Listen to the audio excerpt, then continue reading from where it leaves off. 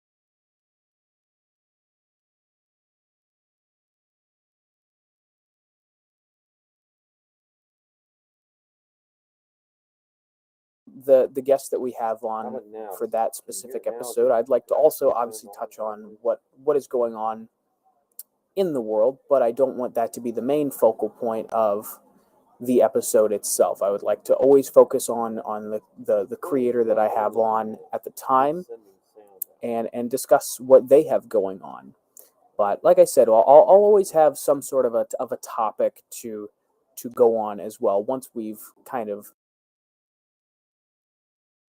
promote about themselves. But all in all, this is mostly supposed to be a way for other people to get their name out there.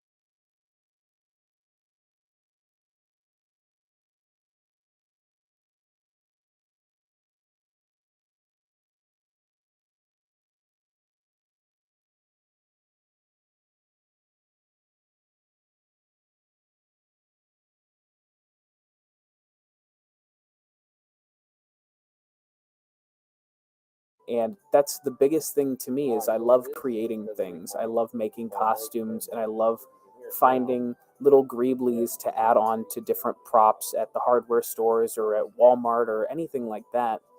Because I feel like that's what grounds Star Wars so much, is taking something from our universe and making it fit in a galaxy far, far away.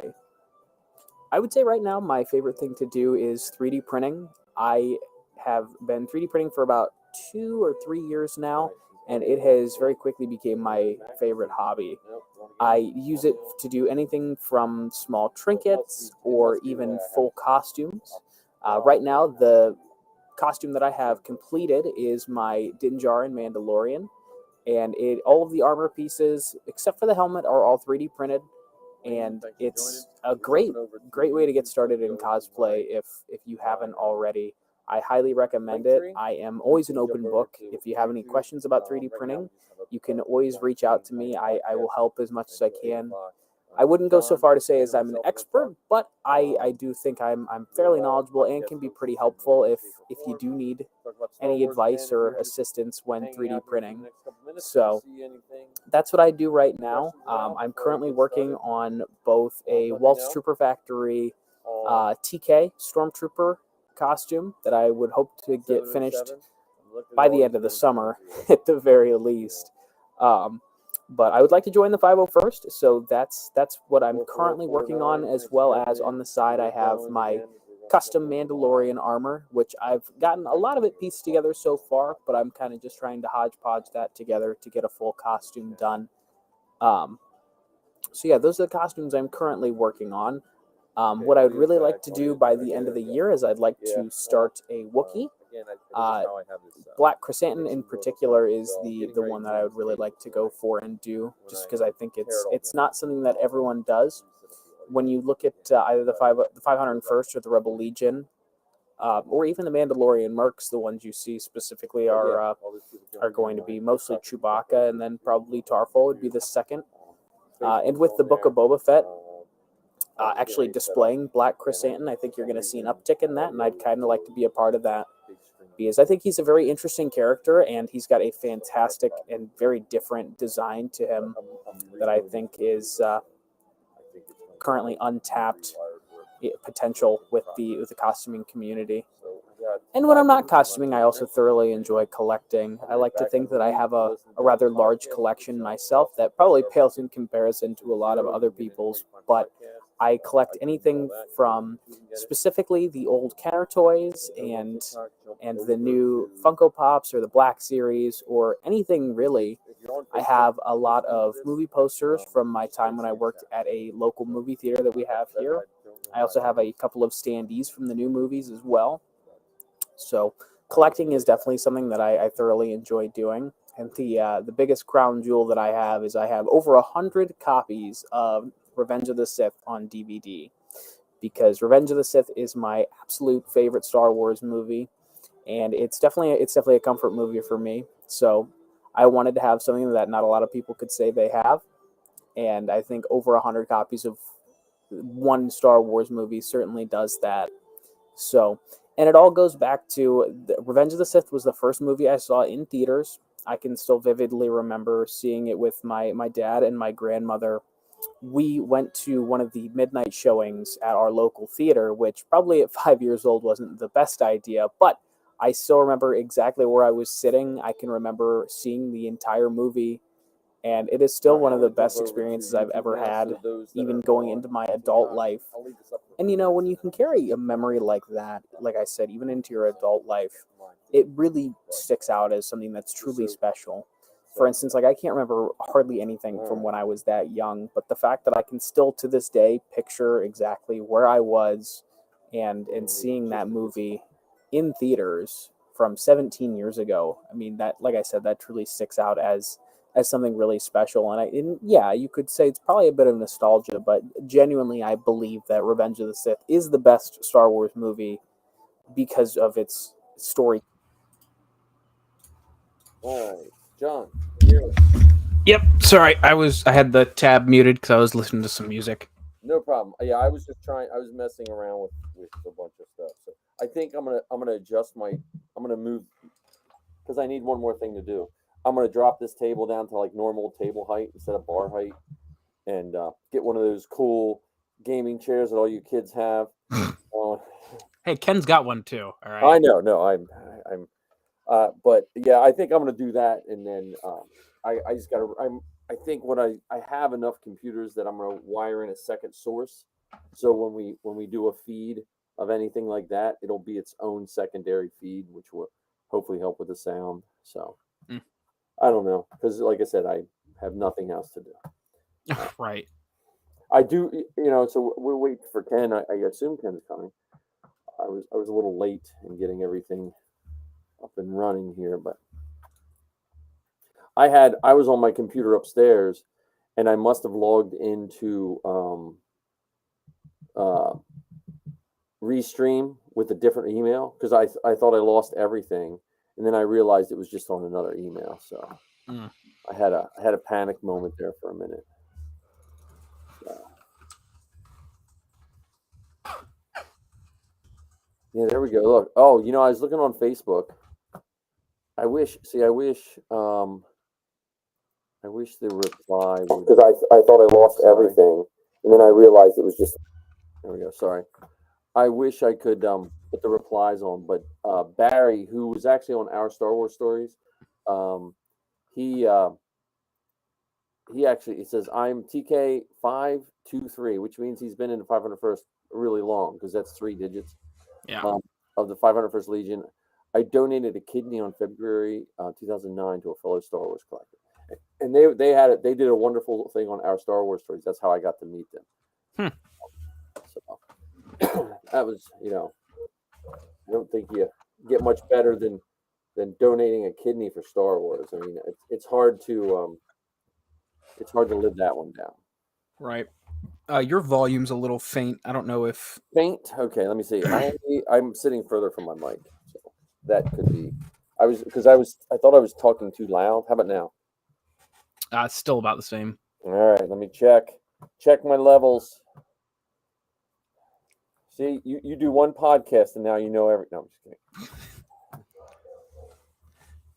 That was the bane of my existence when Zoe started, because since they were one in California, one in Pennsylvania, the levels would come through so bad that sometimes you could barely hear one or the other. Mm. It was just a battle of levels. So I rarely get told I'm talking too quietly. I think I can turn it up here. Yeah. I wonder, is it me? Well, I'm only getting now. I'm getting a lot of bars, but it could be. I was messing with the mic last time because I think we had a buzz or something like that in it, and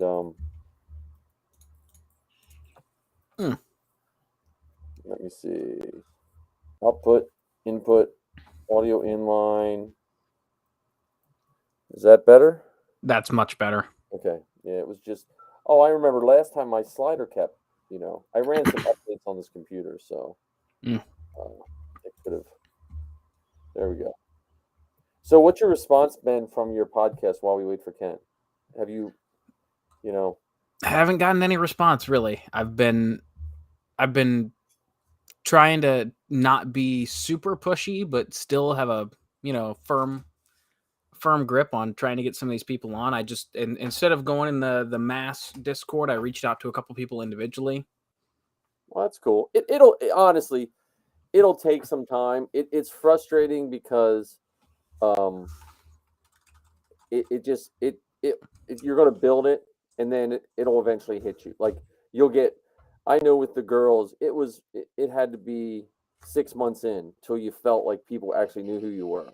You know what I mean? Like, and other podcasters are your best. Podcasters are their best friends of each other, and sometimes can be the worst enemies. So. Yeah, I'm blanking on the name now, but if you give me 2 seconds. Yeah, I've been talking to a guy who he's on the 1313 podcast. Oh, okay. Yeah. So he and I are gonna try and do a crossover. Yeah. Well, that's good. I mean, that's awesome. Again, I still think you get some bumpers. I'll throw them up on Zoe's feed. We'll start promoting as much as possible for, I got to get through this week, like this week, and then next week. I mean, next week's busy, but in a good way, because I don't know. We won't be able to record next Wednesday. We probably have to do it Thursday, if then, because of May the 4th. Yeah. Because I'm going to be in Stormtrooper armor in downtown E-Town, Pennsylvania. So But, Yeah, I figured as much. Yeah, this week's gonna suck for me because car sales last week of the month is always yeah, bad. well, I worked in a Chevy garage for a year, I guess, as a parts guy. So I always hated that because no one ever buys parts at a car dealership, and so it's just the mechanics, and you can't really upsell a mechanic, Right. So, yeah, but I do remember those days. Yeah, it's just like the weather's just getting good enough that I can start working on stuff outside, and like I'm just finally getting some paint on stuff. My IG-11 is done from the waist. His one hip joint is printing right now. There's my camera. He's printed. This hip joint's printing now, and then the next hip joint. Both legs are printed. So Now, what are you gonna do about the leather, uh, the bandoliers? And does he have waist capes? they're like plastic. They're like plastic. I don't know. I printed them as already. They're like plastic half tubes. So yeah, I don't. I got to see what Marty did with his because he printed one too. But I think there's a pattern for them somewhere. So I'll probably get vinyl or something, or I might just not do them and put the thing holding the child in it, just hanging over him. I got to see how it looks. I mean, it's the directions themselves. Oh yeah, here we go. It does gives me a template.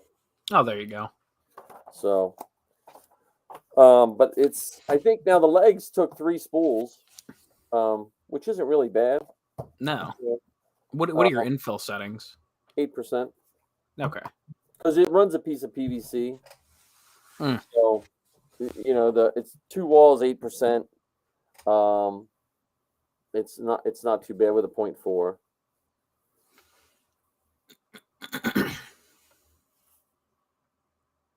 Like I just came off the Steel Wars Saunders podcast. Will there be an official Star Wars Geek Girl moment at Star Wars Celebration? Yes, Kevin. The Star Wars Geek Girl has a panel on the podcast page. So there will be a whole hour-long show. So that's Steel. Steel did it with Zoe last time in Chicago because Lizzie couldn't make it. This time, I think if you've ever heard of the Death Watch Girls, has anyone heard of them? It's a mother and daughter who dress up as Death Watch and do a lot of videos and stuff like that. Levi, the daughter, is going to be on the panel with Zoe. So I was going to ask Steele, but he was so good with that, and I figure Zoe's going to be living. She's going to be living like 10 minutes from Steele the next semester, so she'll probably plug Steele plenty of times. But Steele Saunders, that's a good podcast to listen to. Honestly, I have 2 podcasts that I like that only have a single host, and it's Steel Wars and the Beskar Bucket. That's my. I know normally, like if someone asks me podcasting things, I say most of the time it's better to have more than one person, so you have a bigger range of people. But I like what John has done with his and Steel Saunders. That's pretty much the only podcast I listen to with a single host. So. My biggest problem is I need someone to talk to, and if I can change that up from episode to episode, that is really the Right. best thing for me. Right. But as just your first episode, I really liked it as a host. And honestly, with Zoe, when she was going to do hers as a single, her first 5 episodes, and as soon as she met Zoe, it was just such a good chemistry that we scrapped the first 5 episodes. Mm-hmm. Which I think I have them somewhere, but I don't know where they're at. I had to go back and take all the copyrighted music out one time, and that was a nightmare. So I bet.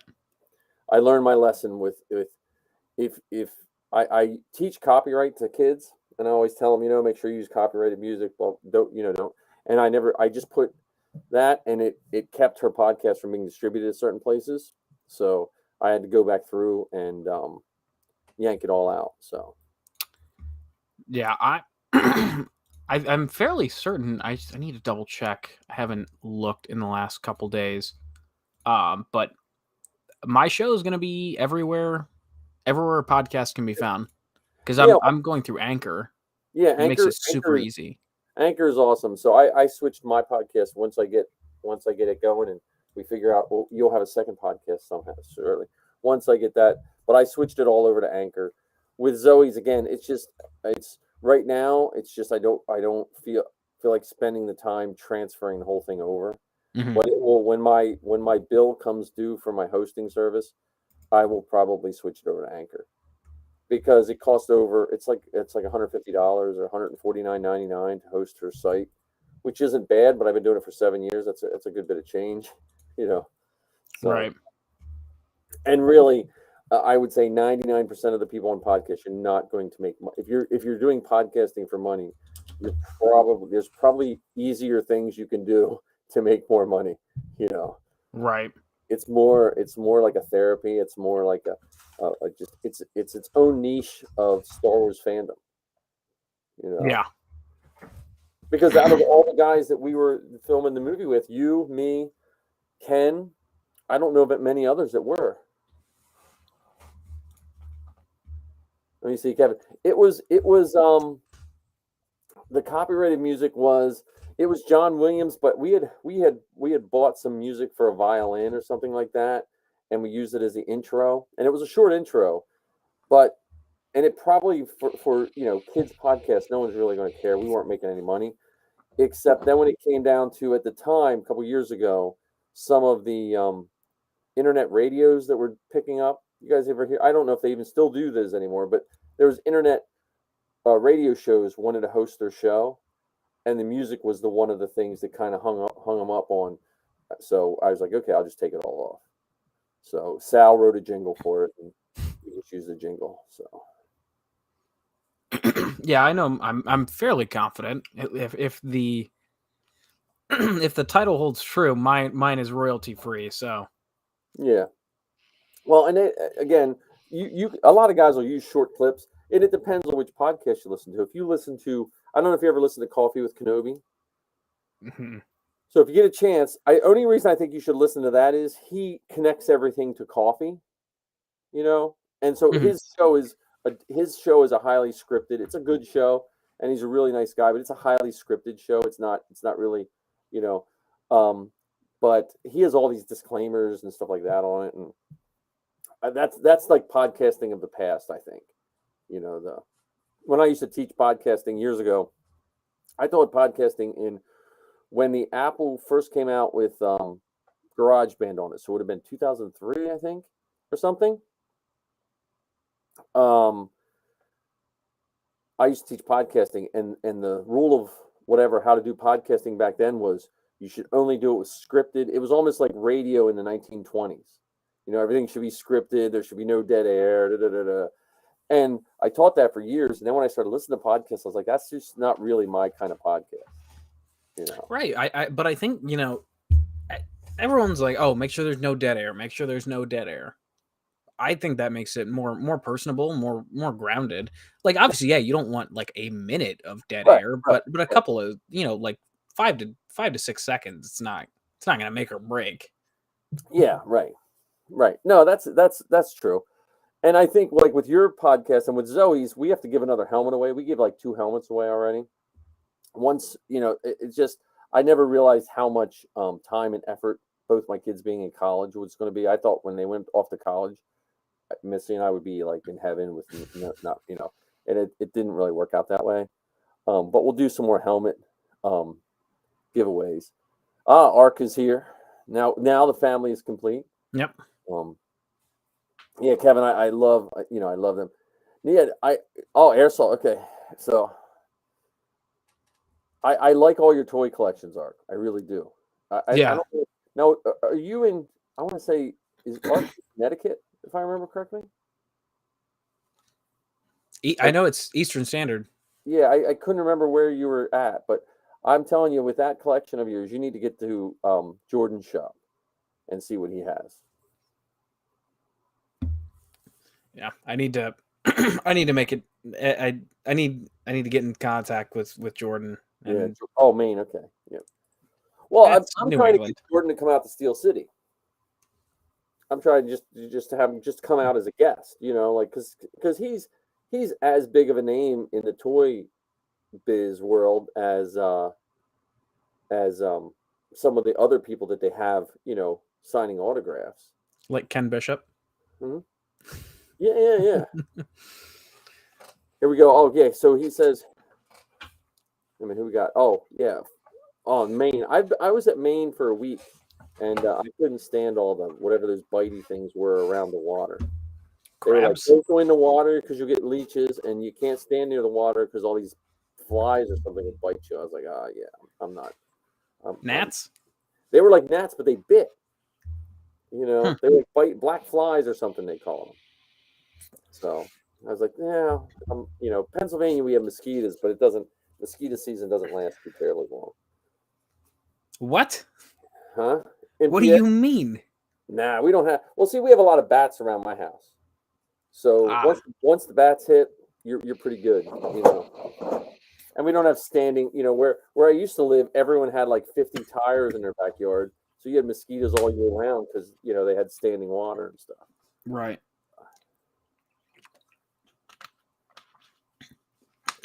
Just yeah. I don't honestly, mosquitoes and stuff don't bother me too much. They don't really bite me that often. But Oh, anyway. I hate mosquitoes so much. Well, we have our armor party coming up. So I got the date for that weekend. I got to next week rent the slushy machine and make it a weekend. I've been, Yeah, I've got the time off work, so nice.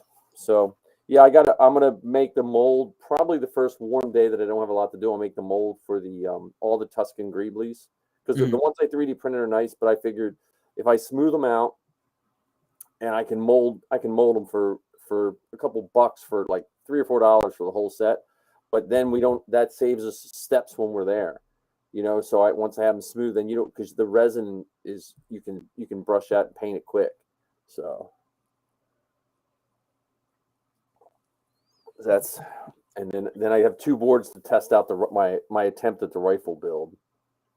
I just have to get a good clean shot, a good picture of their new rifles. Mm-hmm. Because I'm just going to blow it up to life size, cut out the stock, and lay it right down on the paper and trace it. Well, just trying to think. Honestly, probably the best one that you're gonna get is from season 2 of The Mandalorian. That's what I got to look at that because they might be different though. Well, because what I was gonna say is it's not any of the scenes with Tusken Raiders. It's the scene from episode 7 when Mayfeld is on the back of Slave 1. Oh yeah. Okay. So I think that might be your best bet there. Because the rifles from the Phantom Menace and the New Hope and all that, I don't like that style.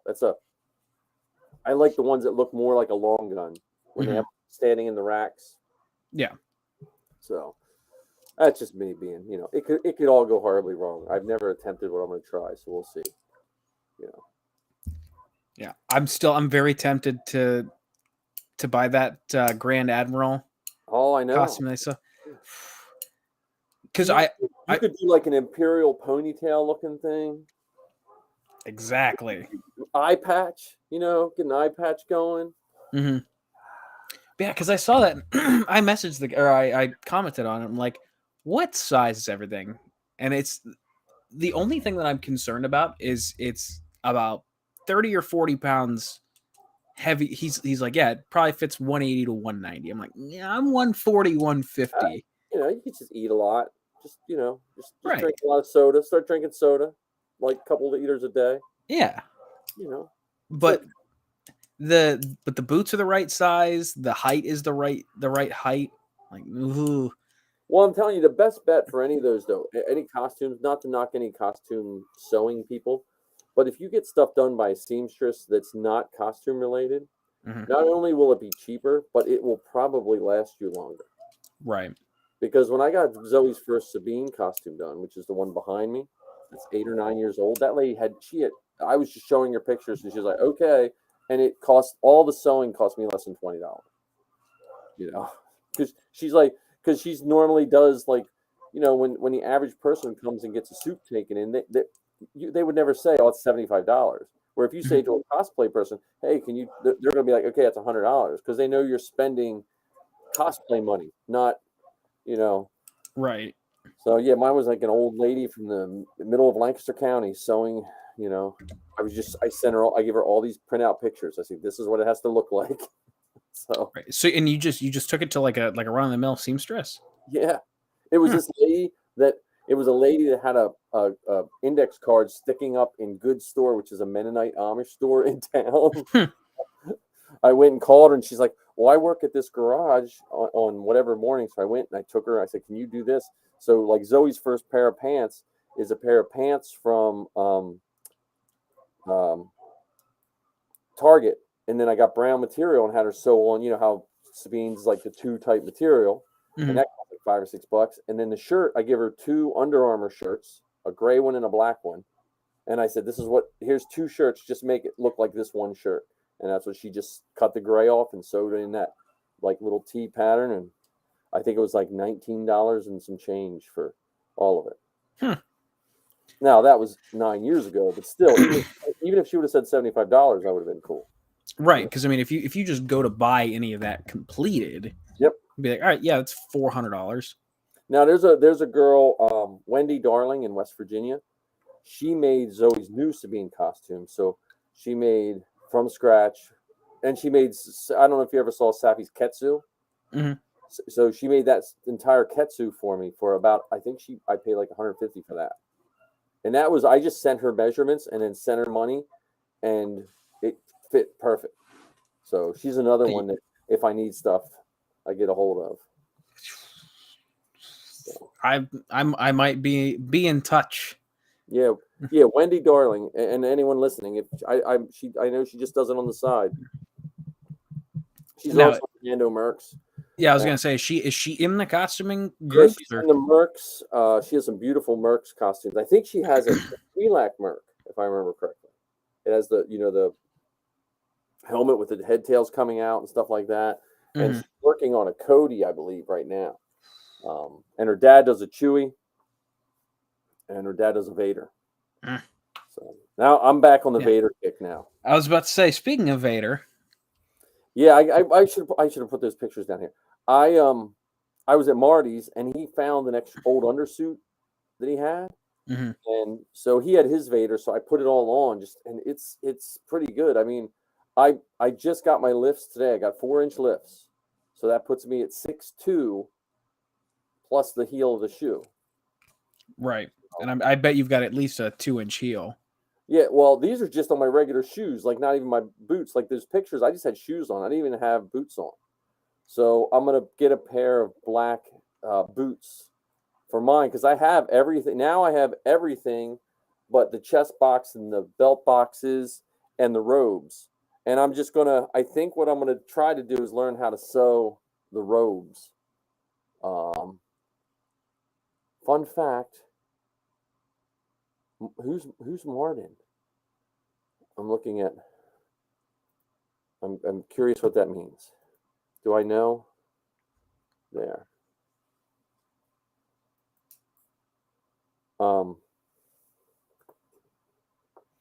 But yeah, so I think I'll get back on my Vader kick. I have to, but now that was the Revenge. That was Revenge of the Sith Vader. Mine is the New Hope Vader.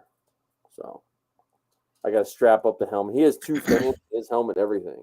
Like it just, it's so nice. And you can see like perfect out of the mask. Well, yeah. And I bet you're not, swamped in there. No. With the fans going. And the shoulder armor,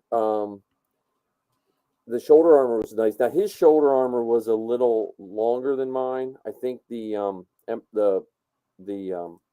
Revenge of the Sith, it kind of goes down towards like a peak more, where it's a little more flat across on New Hope. So the shoulder armor, like I said, I have the breathing on an iPod Shuffle, that runs into the amp, so it sits and breathes. I don't have a voice changer, so I'm going to have to talk like, I can't talk like Vader until I have the helmet on. So, but I was doing pretty good. But yeah, surprisingly enough, because there's 1,000 costumes that I'd love to do. yes, But one of the ones that I'd really like to do is Kylo Ren. Marty has one for sale for Force Awakens. Oh, don't! Why are you gonna tell me that? I know. I'm sorry. No, because the only reason I say it is his is beautiful. Because Marty doesn't do anything shabby. Well, yeah. I mean, you've seen all of the things that he has? He wasn't asking much for it. Let me see. I don't know if I have any pictures of his costume. And he's a pretty skinny guy. Like you and him are like I couldn't wear his Vader undersuit. He has a 2-piece undersuit. Like I would have like tore the whole thing. My chest and stomach would have tore the whole thing out. Not even trying. Let's see if I have. Trying to pull up a. That was. Yeah, that seems like forever ago.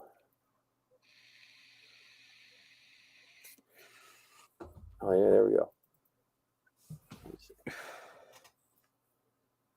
Let me see if I can get this screen working again.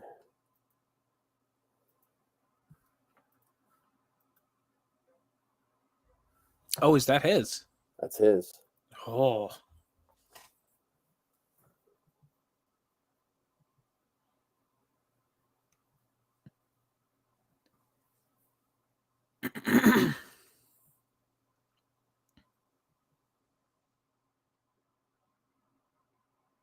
Oh, I might have to message him. Kenworth here. Ken. Hello, how are you? Can you hear me okay? We were just talking about costumes and stuff, and you know how us nerds do. Yes, I do. Yeah, but yeah, that's Marty's. That's Marty's. Marty's. Because I know he was just talking about it because he's like, I don't think I'm gonna wear Kylo again, and he's like, so I'm probably gonna sell it. So yeah, that's cool. I wish you wouldn't have said that because so when I went to the premiere of The Force Awakens, I was 16, so I just kind of like threw together like a very, very poorly built costume. But I went to the premiere as Kylo Ren. No, there you go. I'd switch it up a little bit. I'd probably be Bilo Ken. But yeah. But now that Ken's here, I was waiting for this. Okay. I wanted to show you both. If I can find it. Why is it not? There we are. Because you were mentioning a Grand Admiral costume, weren't you? Yeah, that's kind of what led into this conversation. He's joined us, Ken. He's joined you. The people having 50 million costumes in the works and in their head. That's awesome. Okay, you're going to need a bigger closet. So, I wanted to show you guys, you have made it to my desk at work. Oh, that's awesome. That is fantastic. I realized I had an extra picture frame, and it was 4x6, which is the cheapest print at Walmart. So I'm like, I'll spend the 10 cents and I'll put this on my desk.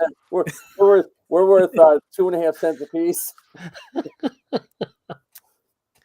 Yeah. Oh my goodness.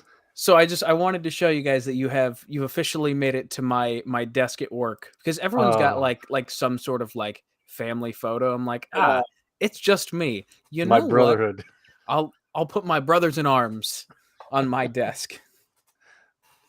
Although as I'm looking at that picture, it makes me think I'm like positioning the mic wrong. Well, maybe you're trying to pick up stormtrooper farts or something. Yeah, that's what it is. Yeah, well, it didn't dawn on me until I like actually picked up the picture. Ken and I are the only two looking at the camera in this picture. Well, there Marty, was 4 people taking pictures of us. Right. So Mike and Mike's looking at someone completely different Well, I than never- who Marty's looking at, and Ken and I are looking at the person who took this picture. So we've got 3 different cameras that the 4 of us are looking at. Yeah, we recently had an event at work where we brought in therapy dogs for the staff. Oh, that's nice. And so every picture that we take that has a group shot, there's like 6 people looking 5 different directions, and then the 2 dogs are looking every which way. It's the pictures are brilliant. They're just so funny to look at. Yeah, that's where I'm bad at when it comes to when we do events. All my pictures tend to be off to the side because I try not to get in the way of people, and so all my pictures are someone off to the side a little bit. You know? Slightly askew. Yeah. Whenever I'm taking pictures, I always I look above and slightly to the left. That way, I'm never looking in the camera. See, I never look at people's faces because as a teacher, I'm always watching what's going on everywhere else. That's just, you know what I mean? With middle school students, if you focus on one kid's face, you don't know what's going on, you know, so. But Ken, I have IG-11 is printed from the waist down. One more hip joint's printing right now. Oh, that's awesome. So, I bought those 2 new Sovels. The one doesn't work, so I'm waiting for them to send me a new one. And I love the Sovels.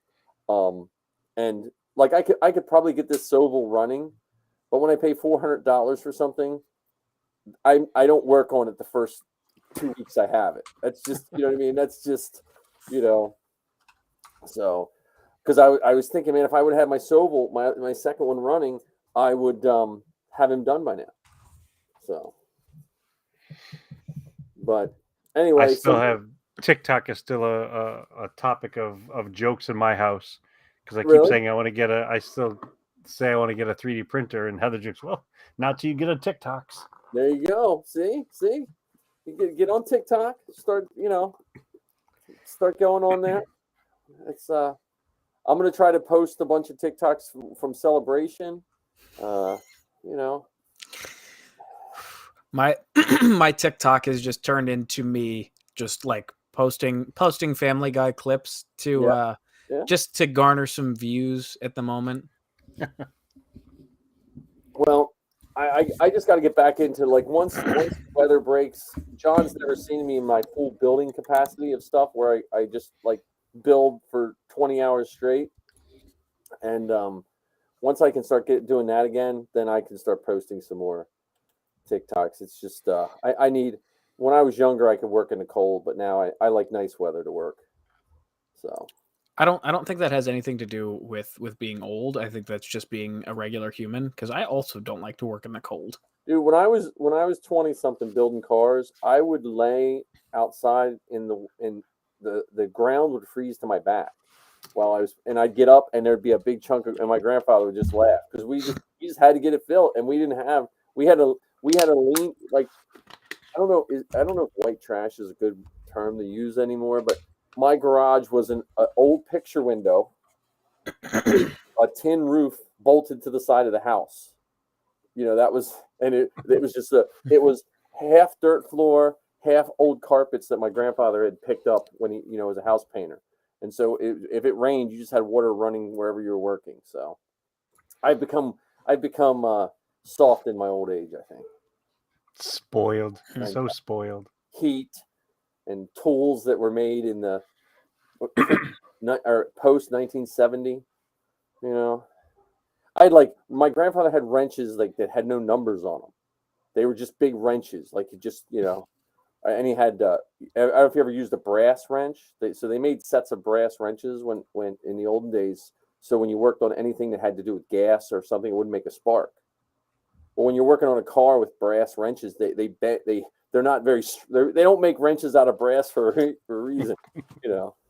So you strip a whole bunch of nuts. But my problem when I was working on my car is as a teenager, I was impatient, and I would often break stuff. I can remember trying to bleed the brake lines on my 71 Beetle, and having to get another scrap Beetle to get the bits that I needed from it to fix the broken things that I broke on my broken car. Yep. Well, that's why I had a whole backyard full of beetles because, well, and I put plugs in Safi's van this week. I'd realized I'd never put plugs in it. At 187 or 85,000 miles. Did you see those plugs? I can't believe the car even ran. Yeah. But you have to take the whole intake. You have to take basically everything off. You have an open intake to get to the plugs. Like you have to take the whole top of the motor off. The old 6s you could get to the front ones easy, and the back ones you kind of had to just like it was like a knuckle cutter. This once you took everything off, I changed them real quick. But I was always afraid because I just pictured I'd be the guy that drops the nut down the fuel intake. And then you need a whole new motor. Yeah. Okay, that was so I said, Safi, did it run better? She said, yeah.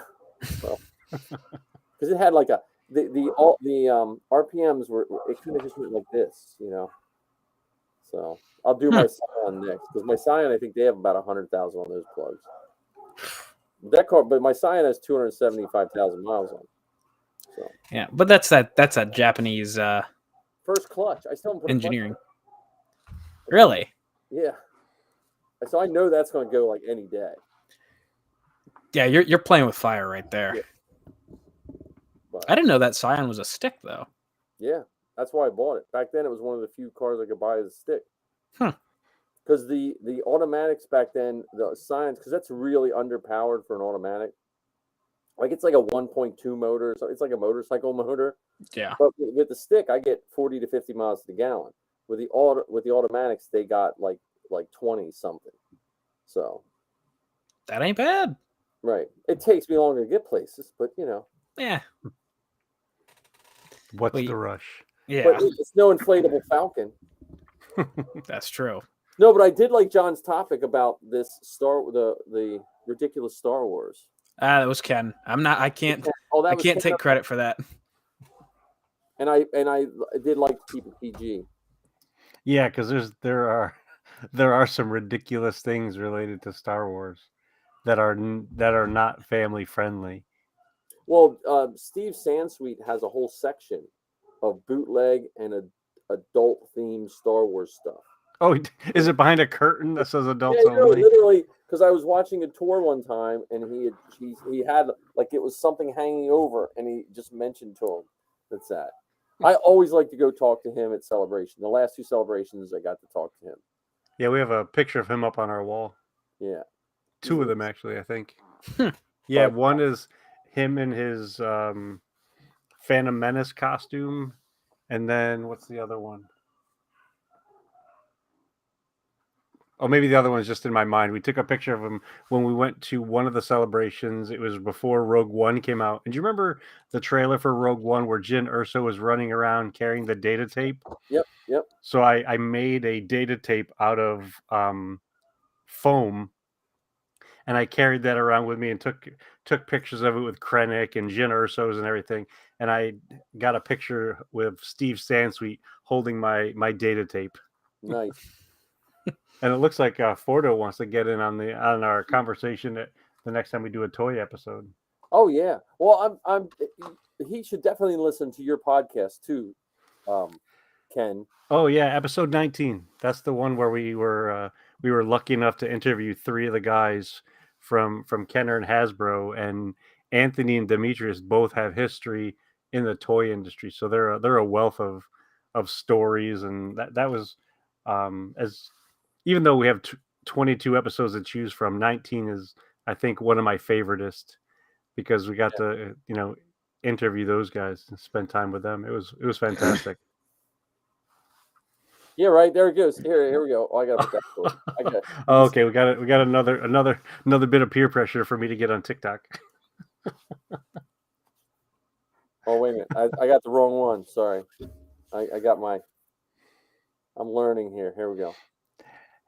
And I've already decided that if I do the TikTok thing, it's going to be just Star Wars facts, random Star Wars facts. I'm telling you, there's guys that read facts all the time.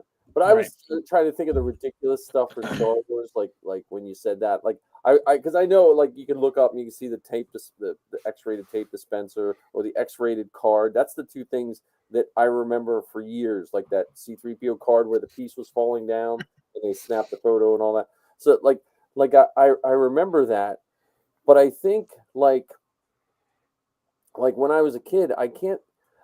The most ridiculous Star Wars toy thing, which I know isn't on the same topic, but I remember when I asked my grandmother about the cardboard box, like that you ordered without the figures.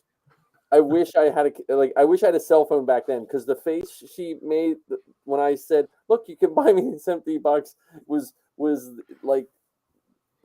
priceless, you know. So What are you talking about? yeah. Yeah. Well, so there was the one C3PO thing, but there was also an actual tape dispenser where C3PO was in this weird reclining position and the tape roll was tucked in between his knees. Yeah. So that I never really understood how that one made it through the, you know, the sensors, the quality control, the group where are we really sure we want to go with this? Is this our best option? Yeah. Well, I mean, if you want to talk about things that it's weird they got through the quality control. This is exactly the one I was thinking about. Yep. I've been looking for one of those, and they're so expensive on eBay. Oh yeah. Steve Sansweet has like he was giving them away with memberships one year, a couple years ago. Really? I want to talk to the people who designed this and just to ask one question, and that's why. Well, why? Well, you remember the juice things that look like soda bottles, but they're like you squeeze them. Oh yeah. So when that first came out, they made like a Wild West theme one, and it looked like a pistol you would stick in your mouth and squeeze. Now it didn't make it to the it didn't make it to the market for very long, but you know I think some people you get in a bubble, you know, and you don't think of how things look. Yeah. Well, even there was the one, I think it was a Pez dispenser. No, maybe it was a bank where it had Jar Jar using his tongue. Hold on. I had that one queued up too. Oh, you did? Yep, that's the one. Oh yeah. And it's not even a dispenser; it's a Pez hander. So let's gotta make sure we call it what it is. Right. Yeah, well, Pez had a weird resurgence there with Star Wars, because remember they came out with the giant Pez heads. Yep. Like I have a Chewie. And they're like 2 feet tall, right? Yeah, I had a Grievous, and I think someone offered me like not ridiculous money, but it was like enough money for me. Like, yeah, I don't like Grievous that much. You can have, but yeah, they Pez made those large Pez dispensers, and they were everywhere for a while. I have a Death Star somewhere. Yeah, that's funny. Yeah. Look, 1999 was a heck of a time for just like the weird merchandise, because I mean there was stuff like this. Like I've got a Jar Jar where if you flip his hands up, he sticks his tongue out. It's like not as weird as the sucker or the Pez hander. I have the dancing bank, I think, or maybe it's just him dancing. Nice. Hold on, let me grab it. Yeah, it's one of those things where it's like, are you're grasping at straws here. I don't even think you have to go this far to sell merchandise. Well, I think though with Phantom Menace, was similar to what we saw when Force Awakens came out. There were so many people starved for Star Wars merch that, oh yeah, there you go. Yeah, I have the Vader bank in that same like size line, you know.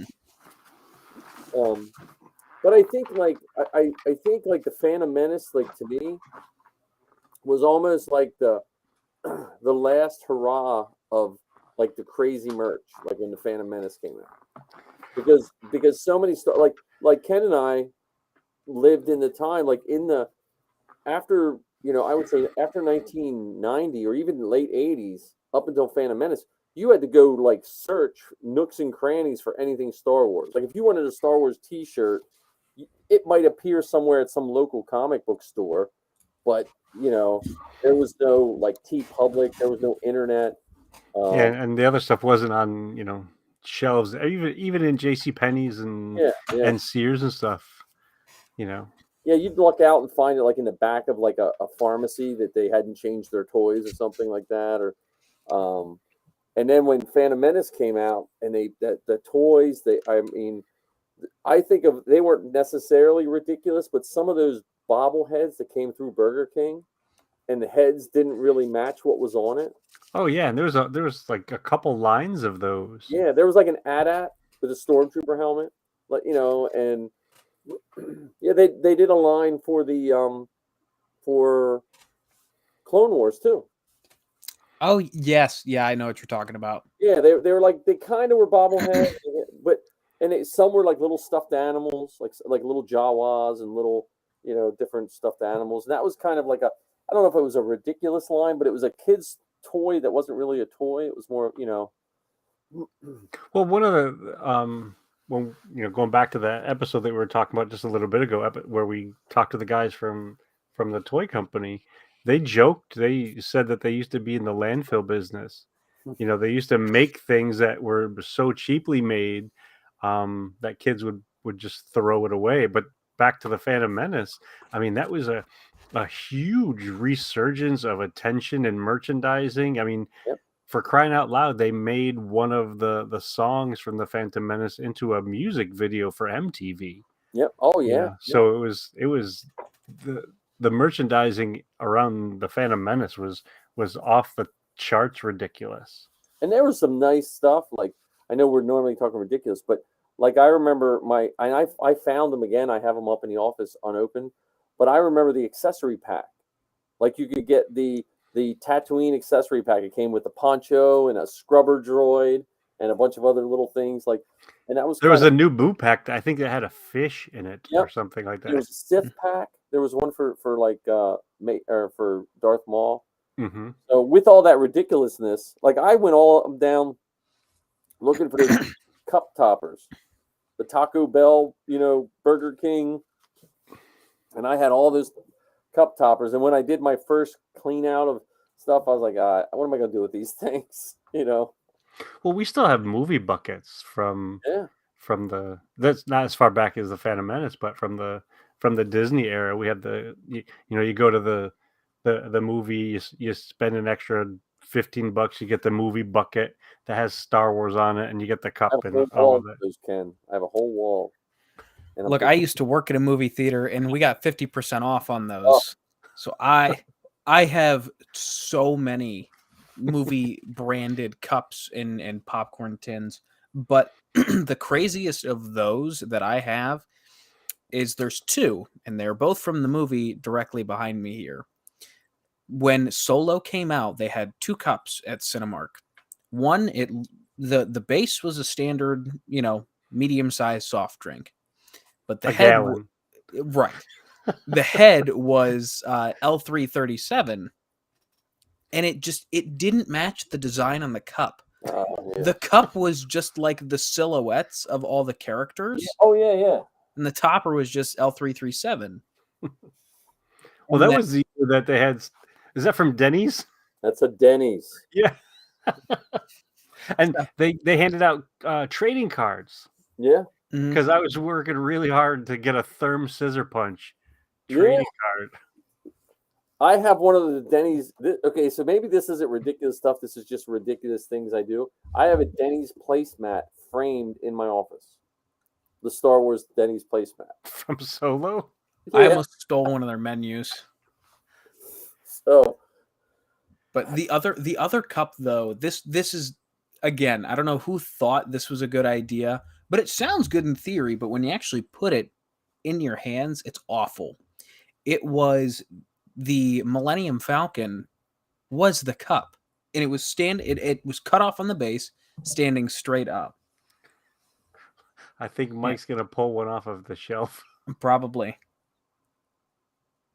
Yeah, and then I'll wait for they didn't exactly up the ante, but they plateaued with The Rise of Skywalker as well. So I got another one. That's it. That is it. It's not an ergonomical design. Terrible. It's So which part's ridiculous? The fact that they made it, or the fact that Mike still has one and he's showing it to us? I right have now? two. I have two. Yeah. But look, they look cool. They're not functional. You couldn't put it in a cup holder, but the worst part is they were impossible to fill because the cup is this wide, but the nozzle is the size of a slightly bigger than a water bottle. Well, and this lid does not come off easy. Like I Right. see how like you have to squeeze it and yank it off. Imagine doing that with ice in it, and then you're trying to snap it back on. But I was telling Ken though, when The Rise of Skywalker came out, they didn't up the ridiculousness, but they definitely leveled. They had icy cups that were Rey's and Kylo Ren's lightsabers. oh, nice. I bought those. I've got two of each because I wanted one in the wrapper and I wanted to use one too. But those were nice because those were actually usable. Yeah. Well, see, we lucked out with there's a drive-in that we trooped solo, and it was kind of cool because it was kind of raining a little bit, and but they had a big snack bar, and so the drive-ins around here they tend to have really good snack bars because that's how they make their money and keep their drive-ins alive. Like they have cheesesteaks and all, which I can't eat, but they had pretty much every kind of cup and thing you could get for solo. So they had that for solo. They had the cups with their bodies on it. So I wound up with, for me and Safi and Zoe, we left with like 5 popcorn buckets and 5 cups. The lady's like, that'll be like $15. I'm like, oh, you don't got to put popcorn in it. She looked at me like I was an idiot. Yeah, I was very grateful that when Disney was doing movies, all but 2 of them I worked at a movie theater because then I didn't look crazy because I would have just walked in and been like, hey, can I just have the popcorn buckets? And then as soon as I go to fill it up, it's like, nah, that's all right. I just want the tin. Yeah, I don't want any of that greasy crap in there. Right. Well, I mean, I would go to McDonald's and go through the drive-through and order, can I just have the toy? Yeah. Just give me the toy. And I get to the window and like, are you serious? Yeah. Well, and the other, if we go back to the ridiculous things, I think of the Star Wars glasses that came out in the 70s and 80s because they were at McDonald's for kids. Those suckers, if you bumped them too hard, they shattered into like it was arm splitting, blood and guts. Like it wasn't just a shatter; it was more of an explosion. Because it's one thing if it just cracked. It was like a bar fighting weapon. If you bumped it, the whole top just broke off into a whole bunch of shards. But I think that was was that Burger King that did them, or did Burger King had some? Yeah, but I thought Burger Chef did too. But when I was a kid, they didn't have Burger Chef nearby. Yeah. And then the slushy cups were another one they were made of such thin plastic. I remember getting a Jawa slushy cup. I think that was probably my first Star Wars item, was a Jawa slushy cup from Turkey Hill Mini Market. So. Yeah, they had Star Wars glasses at Burger King going back into the 70s. Yeah. So it's for the original trilogy where they had those. Yeah. And then kind of going back to the why are you here conversation. You want to talk about walking into a hostile environment. So when The Force Awakens came out, these were a promotional material alongside. These are the cardboard VR headsets. Yeah, Google Glass. Right. My dad and I got shooed out of 4 or 5 different Verizon stores. We're like, hey, we're like really big Star Wars fans. Do you have these headsets? And they're like, yeah, but we can only give you one if you buy something. It's like, well, can I just buy the 4 headsets? and we went back to there's one that's there's so you know how you've got like the satellite stores where they're just like official retailers, Right. Yeah. and then you've got the actual Verizon stores. We went back to the official store probably 5 or 6 times before they're like, okay, fine, just stop coming in here and bothering us, till they gave us all 4. So Yeah, well, the other thing with along with that was the 3D glasses. Remember those? yep. That you could order 3D glasses, and they were impossible to find because I tried to get some of those for us, and no one had any 3D glasses. I actually think I have a set of 3D glasses from when we watched either Attack of the Clones or Revenge of the Sith Celebration in Oh, 3D. I wonder, yeah. Huh. The other thing when we were talking about ridiculous things and how things got past things, you guys, I don't know if you remember. I don't know. Do they still have ceramic shops around? Like Not as frequently as they used to. like you'd go in and they'd have like a whole shelving of ceramic stuff, and then you'd pick something To paint. and then they'd stick it in whatever you do with ceramic, a kiln and I do believe they call that glazing, not painting. glazing. I don't know. I bought a kiln and a whole bunch of ceramic molds at an auction for $1 one time. It was like a giant truckload. I bought them, and then we used to do Secret Santa for family members, and you'd always give someone like a jackass gift that they didn't want. And so one year I wrote a little slip of paper because everyone would try to pick the one that was like a lottery ticket. So I wrote a piece of paper about the size of a lottery ticket, and in it says you get a ceramic mold and kiln just sitting out in the driveway. Yeah, anyway, I just remember those ceramic shops. They had a whole choice of those. And what made me think of it is my sister-in-law has a little Yoda that I'd never seen before. And it's a pretty nice, but she said, oh yeah, when I took ceramics in high school, because they're older than us, she made it for her boyfriend, who's her husband now, this Yoda. And so I wonder with those licensing, like when you say like the tape dispenser, how it got through. I have a ceramic R2D2 light switch cover that I found at a flea market. It was painted green and purple. So, but I wonder if like some of those companies got more leeway in what they could do compared to like a Kenner. Yeah, maybe. We don't even know if all of those things were necessarily licensed. That's true too. But the Yoda was pretty nice. But yeah, that's true too. But it's just funny. I wish I had. If you come across a Tomart's guide from the mid '90s, it's a big thick paper book. I'm gonna when I find that again, I'm gonna buy it. So because it has all that oddball stuff.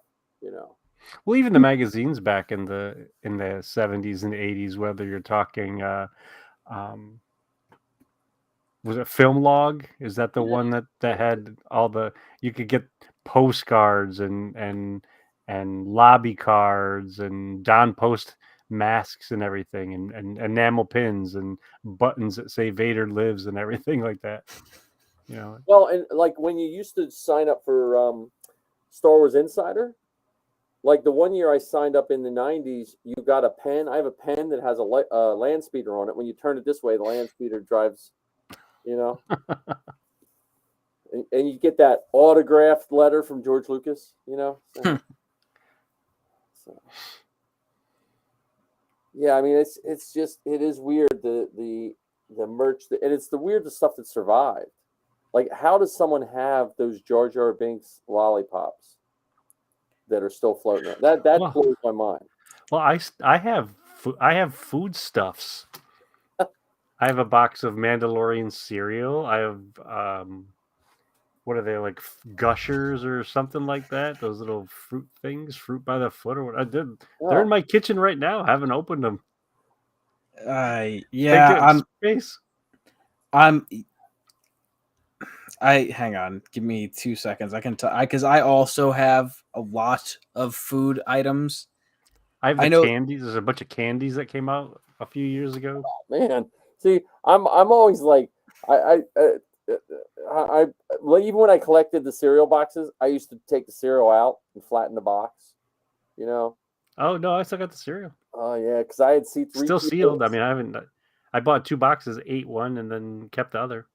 Because for the longest time, I had Batman. There was Batman cereal came with a bank when the first Batman movie. Yeah, that was the Michael Keaton Batman, right? Yeah, and I had that for the longest time, and I was like, man, I can't. I just worried about bugs. The bugs got me. Well, if it stays sealed. I don't know.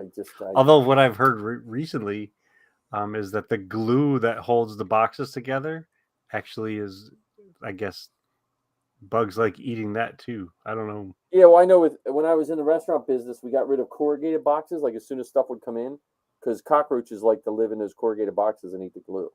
Ah, okay. So we would get stuff on the dock, and no corrugated boxes would ever come in the kitchen. Gotcha. You know, because I always wondered, why do you put this in plastic tubs? And they're like, oh, this is why. I was like, okay. Yeah, I don't. Yeah, it's weird. Well, that's what when you look at all this stuff. I mean, I'm glad people save it. You know, like I was watching Arc 77's, like his toy. It amazes me that people save those. Like I had a bunch of those in the box, but my boxes just didn't survive. Like people, I'm amazed with how well people preserve stuff. You know, like the old toys. Like when and like Jordan has, like he has those shuttles, those Tiberian whatever shuttles, and they look like. I mean, they're not. The boxes aren't perfect, but they look like any box that would sit on a shelf in a store. Like it, you know. Well, Steve, one of the other hosts on our show, he was at his mom's recently up in the attic, and the box for some of those mini rigs he had, and the Millennium Falcon and everything. Like, shoot, that's awesome. That was a good show again, Ken. I have to say. I know you. Our latest one. Yeah, that was good. I think honestly, in the history of podcasting, the people that want that their podcast, some podcasts turn sour and they just turn to people bitching and moaning and like they, against this and hate that. That is a perfect example of how you can disagree on things and have a nice conversation and not come across a whole bunch of people that hate stuff. Like I think because I listened to our show a couple times, that particular episode 22. And for me, the one line that really sticks with me is it's close to the end of the show. And Dexter said that even though he wasn't a fan of The Last Jedi, when he left the theater, he was still a fan of Star Wars. Yeah. Yep. So I thought that was, for me, that was probably the most important line of the entire episode, was the fact that some folks might not like all the parts, and some folks may like one movie more or less than the other, and they're still willing to be fans of Star Wars, because it seems like for whatever reason in the last few years, people get more attention from bagging on things and piling on and bullying, and I don't lean that way. Well, and I think what happened, if you remember when Force Awakens came out, it was like positive, like going nuts. And then that one person, I think it was like a week out, wrote something negative about it and got as many hits. It was like they opened up a floodgate. Oh, yeah. Just people, and it goes to Rose Tico, paraphrase her is, you should be known for what you love and not what you hate, kind of thing. And yeah, I just thought your show was well done. Because not everyone's going to like everything, but it doesn't. I'm not a big Star Trek guy, but I'm first off not going to ever do a Star Trek podcast if I don't like a large percentage of Star Trek. I don't have anything against it, but I also would not make it my mission to just bash on Star Trek. I just, that's what I don't. And I think I think there's a Disney undertone. Like, I understand it's different when a corporation runs it, but it's not that much different. Like, George Lucas ran it as an independent and he got to do what he wanted, but he still had to answer to the dollars that came in. Well, yeah, it's interesting because at one point George himself said that he became the thing that he worked against. Right. I mean, he started off wanting to be an independent filmmaker and built several companies to fund the movies he wanted to make. So he became the guy who ran many, many companies. So like you said, still had to answer to folks, when it came to certain things. We all have to do, really. I mean, no matter what job you have to answer to somebody to get paid. you know. And so, like, even as me as a teacher, there's things that I wish were done differently, but I do have to jump through certain hoops because that's the world I live in, you know. Yeah. I want to eat and stuff like that. And going back to the comment about Disney, I mean, it's amazing to think that all of the things that are available now because of that relationship with Disney. I mean, we got someone who just made a comment about the new Star Wars Tales of the Jedi that's going to be. Oh yeah, they're going to do. I would guess they're going to do an announcement at Celebration. But well, this sort of that young man is one of my robotics team members. Oh, fantastic! Oh. Yeah, so I mean, there's so much coming out that's related to Star Wars because of that relationship with Disney. I mean, shoot, we can walk into 2 different Star Wars lands, 3 if you count the space cruise that are immersive as you want them to be. Yep. You know, didn't have any of that sort of stuff before. Then it was just, you know, the corner of the convention where you got, you know, 2 nerds beating each other with a lightsaber stick. Hey, that's not. Well, usually it would be you and me, Mike. Come on, let's be honest. Well, the 2 nerds hitting each other with sticks. I'm on a Vader kick now, Ken. After putting on Vader, I'm on a Vader kick now. So, aren't you a little short to be Vader? I have 4-inch lifts, my man. So that puts me at 6'2". Marty does a Vader. He's an inch taller than me. So, and how tall is Marty? He's 5'11". And so right. I'm 5'10". And if I start running, I can get myself up to 5'10" and a half because I stand better. But I tried on some Vader stuff at Marty's, and you saw Safi. You saw the video of Safi in the TK. Yeah, that's Marty's. I forget what suit that is, but his stormtrooper suit is, I think it's fiberglass or something, but it's painted. It's all gloss white. It's beautiful. I've trooped with him when he had it before he got it painted. He got it repainted, but yeah, that was pretty cool. Yeah, so with my lifts, so I don't want to. We have a Vader that is 3 inches shorter than me in Karita, because you can't discriminate based on body type or height and stuff like that. But he's like 3 inches shorter than me. So Toga needs to do a Jawa.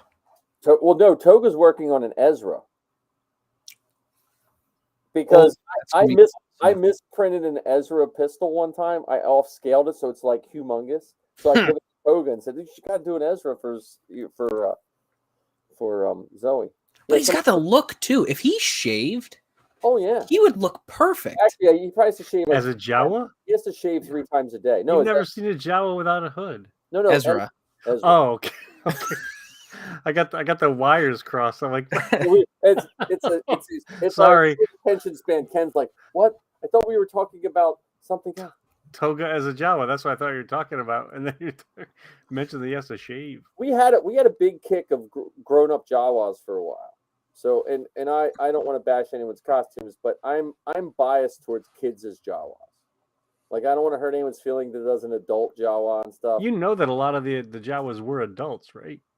No, they were. There was a few little people, but most of the Jawas they were adults. No.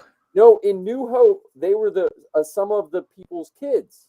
Some of them were, yes. A good portion of them were, but not all of them. But if you and I know I'm biased because my kids were Jawas, but the kids have some of the movements. Like when you see that one Jawa running, like down in front, that's a kid running. An adult can't run like that, with those motions. And I have nothing against the adult Jawas, but all I remember is when my girls hit about 4 feet tall. It's the same argument that I had when they would argue with Zoe and Safi about Star Wars stuff. They would always tell the girls, "Hey, aren't you a little tall for a Jawa?" So as an adult, we can laugh that off. As kids, it started hurting their feelings, and they didn't want to be Jawas anymore. And so I get mildly perturbed when I see these same adults making Jawa costumes that forced my kids out of their Jawa costume. So that's just my, What's that song? Haters Gonna Hate. Yeah. But no, yeah. Ark said, I think Ewan McGregor is at Celebration. I cannot afford it. It's like $300 just to be like within like 2 feet of him or something like that. So We'll have to live vicariously through our friends. yeah, I mean, and they're only letting 2 people per group photo, I think, for him. Oof. Where before you could take a $400 picture with Mark Hamill and get like 6 people in it. They're only letting 2 people in. So, and honestly, my favorite interactions, not knocking Celebration. I love that people love to get autographs, and I paid for Ashley Eckstein for Zoe and all that kind of stuff, which is fine. But for me personally, my favorite interactions are the ones I just bump into, like at Steel City and stuff like that. And but it's all fine. Yeah, I don't know what's, like I said, I'm Celebration. I'm excited and leery and all the same at the same time. So, because it's going to be weird because it's a mix of because there's a lot of people not going to Celebration. Like it's like last was Chicago. Pretty much everyone I knew was going. All in my Star Wars inner circle. Now it's probably 40% are going and 60% are not. So it'll be a weird thing. Oh, this is a good question. What's I that? think we all know the answer. What's that? Blake asked, "What panel are you most excited for?" Well, my biased answer will be Star Wars Geek Girl live podcast on the 29th at 12:30. But AM or PM? Noon. Okay. Whatever is noon PM? Yeah. Yeah, noon. Pacific Standard Time.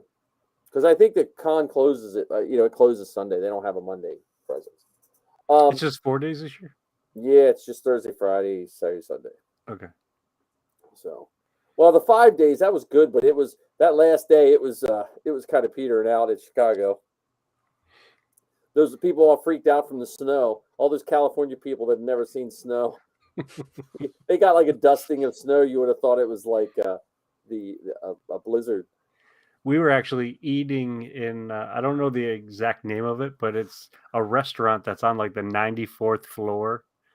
And the snow and the cloud cover was so bad you couldn't see the ground. Oh, man. It was pretty wild. I just remember we did the, I think it was it the Mandalorian panel? Or it might have been Phantom Menace panel where you had to walk outside and go to the next door no, it was I think that might have been the Mandalorian panel. A lot of people were talking about that one. And it was snowing when we were going through the line. Because they had all the Mando mercs down front. And Zoe was so upset that she didn't wear her Sabine. Because she had been wearing it the whole time. She's like, I'm just going to take it off for this panel. And then all those Mando mercs were down front. So I'll be right back. Yeah, but that was one of my favorite panels.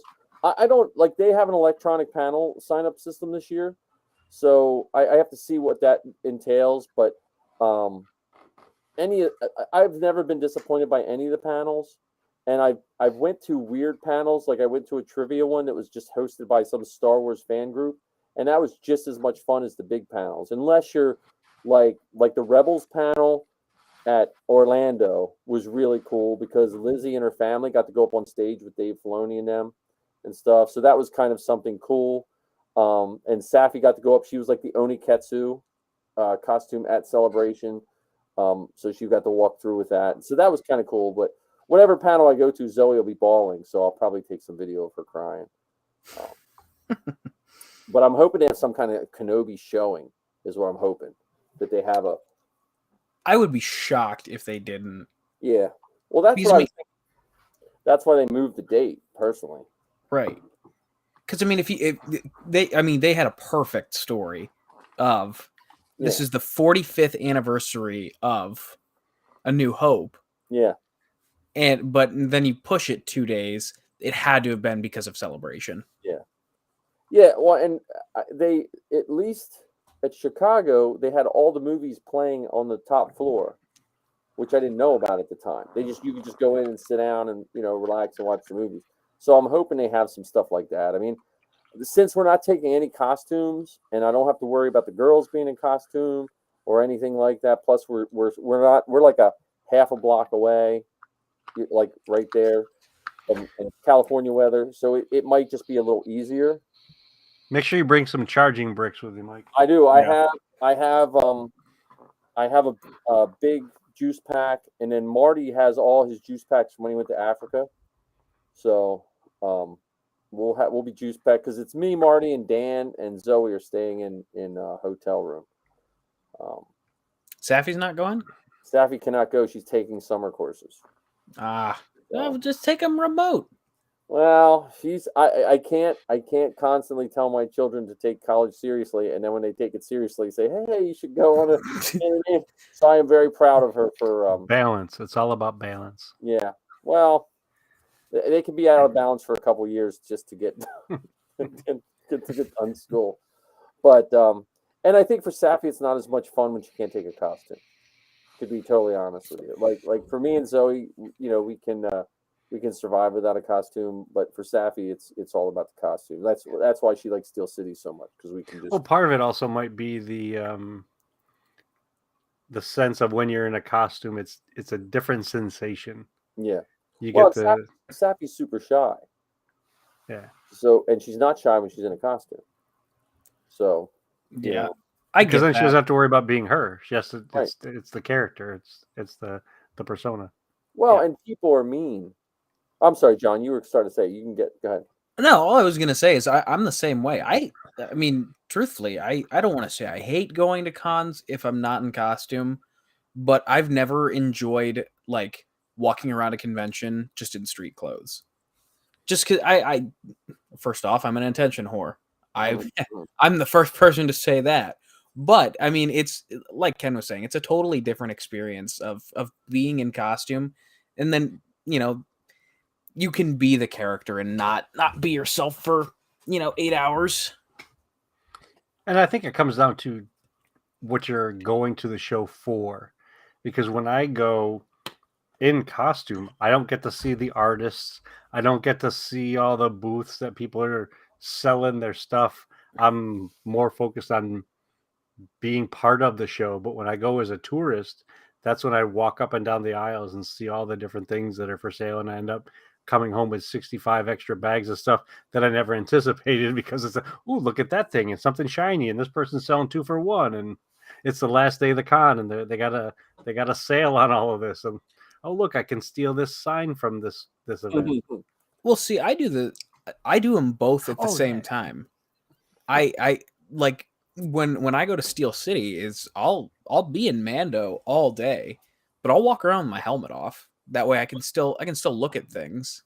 And so when I used to go to cons in the 80s, there was no costumes. You went for a purpose. I had my little notebook, which comic books I was looking for, and you went, and then, I like going to Steel City, and I like being in costume too, but I can benefit from both worlds, because I can see the reactions to costumes I built when the girls are wearing them. Like two of my favorite times. The one was when I first got Sabine done. There was probably only less than a half dozen Sabines in the world, and we went to Steel City, and we had not put the suit on yet in its entirety. And she put it on, and she had the silhouette was right, the proportions were right, to the armor and everything, and people went nuts for it. And it was neat, because I could be, no one knew who I was, and I could get pictures of my work. And then when I took 000 to Celebration, that was like surreal. The reactions that Safi got.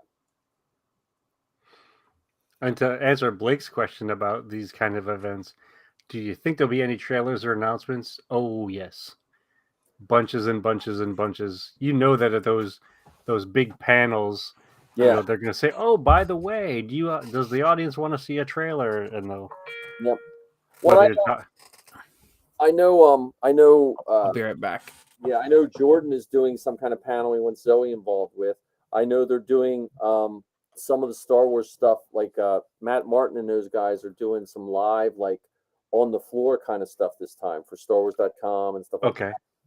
So I think we're going to see, because if I feel like they've been holding back on Star Wars news, like other than Kenobi, I feel like everything else is kind of just like there's a lot of stuff coming out this year alone, and we're not hearing anything about it. Yeah, we haven't heard anything for Andor. We haven't heard anything for Bad Batch Season 2. Ahsoka, new Mandalorian, new Boba Fett, Lando. You know, Plus any of the or how about the recent news within the last 2 or 3 weeks about the new video games that they're planning. So I think there'll be lots of announcements and so on. I just I'm somewhat sad that I won't be able to stream it live because I'll be busy working. yeah. Yeah, well, that is the nice thing about their YouTube channel. I still wish they would somehow. I wish they would tier. I would like to see Disney tier their Disney Plus and move a lot of their content, just because it's just me being selfish and easier to watch on Disney Plus than YouTube. I get tired of like hunting in YouTube land because you get spoiled from the streaming service. But I wish they would have a tiered service. Like, okay, here's Disney Plus for free, and put all that YouTube stuff on, and then when you pay, it just opens up the rest of the, you know. Yeah, that would be cool. I mean, even if they did some of the big things on Disney Plus, some of those big panels. Yeah. I mean, some of those panels where they do the cast and crew of all the shows or whatever, those are fantastic panels. I mean, they don't have to do all the ones necessarily in the smaller rooms or whatever. And at the same time, those would be cool too, because there's so many great topics and so many great people that you there's not enough hours in the day to watch it. I mean, oftentimes there's 3 or 4 panels going on at the same time. Yeah. Well, that's other than trying to figure out how to stream Zoe's.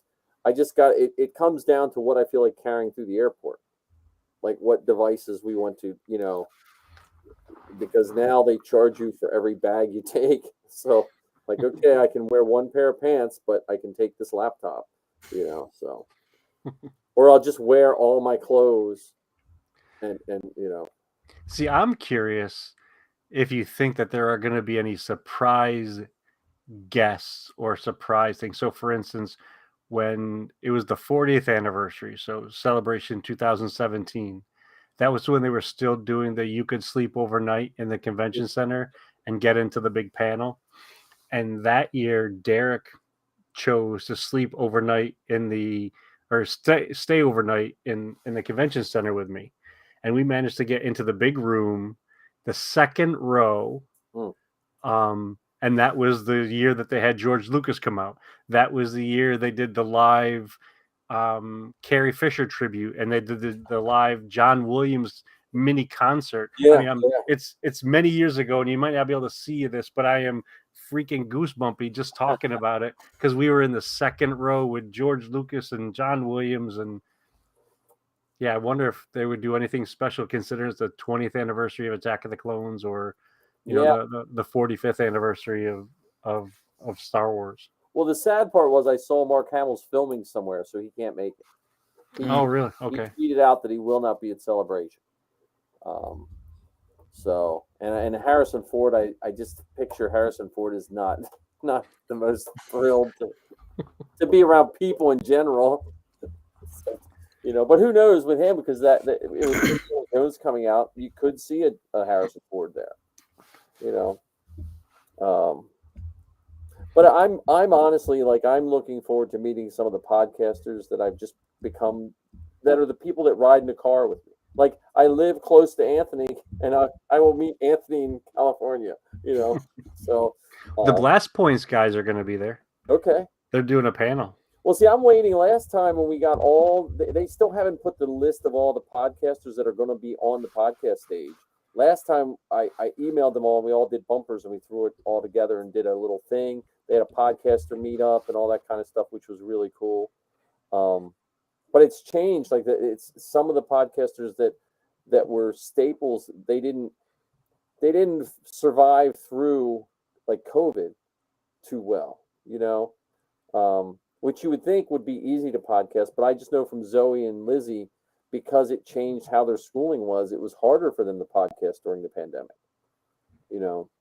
which doesn't make sense, but that's how it wound up working out for those guys. Yeah.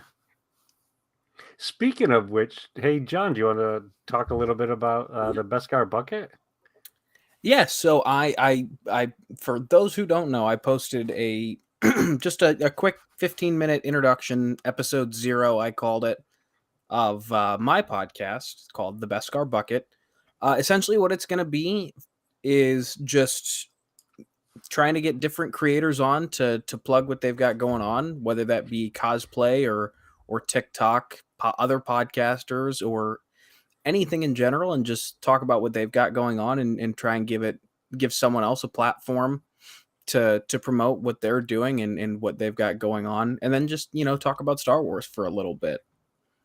So if anyone's out there that's a creator and wants to hop on and just talk about Star Wars for an hour or two, my DMs are always open, so just hit me up, and it is available wherever podcasts are played.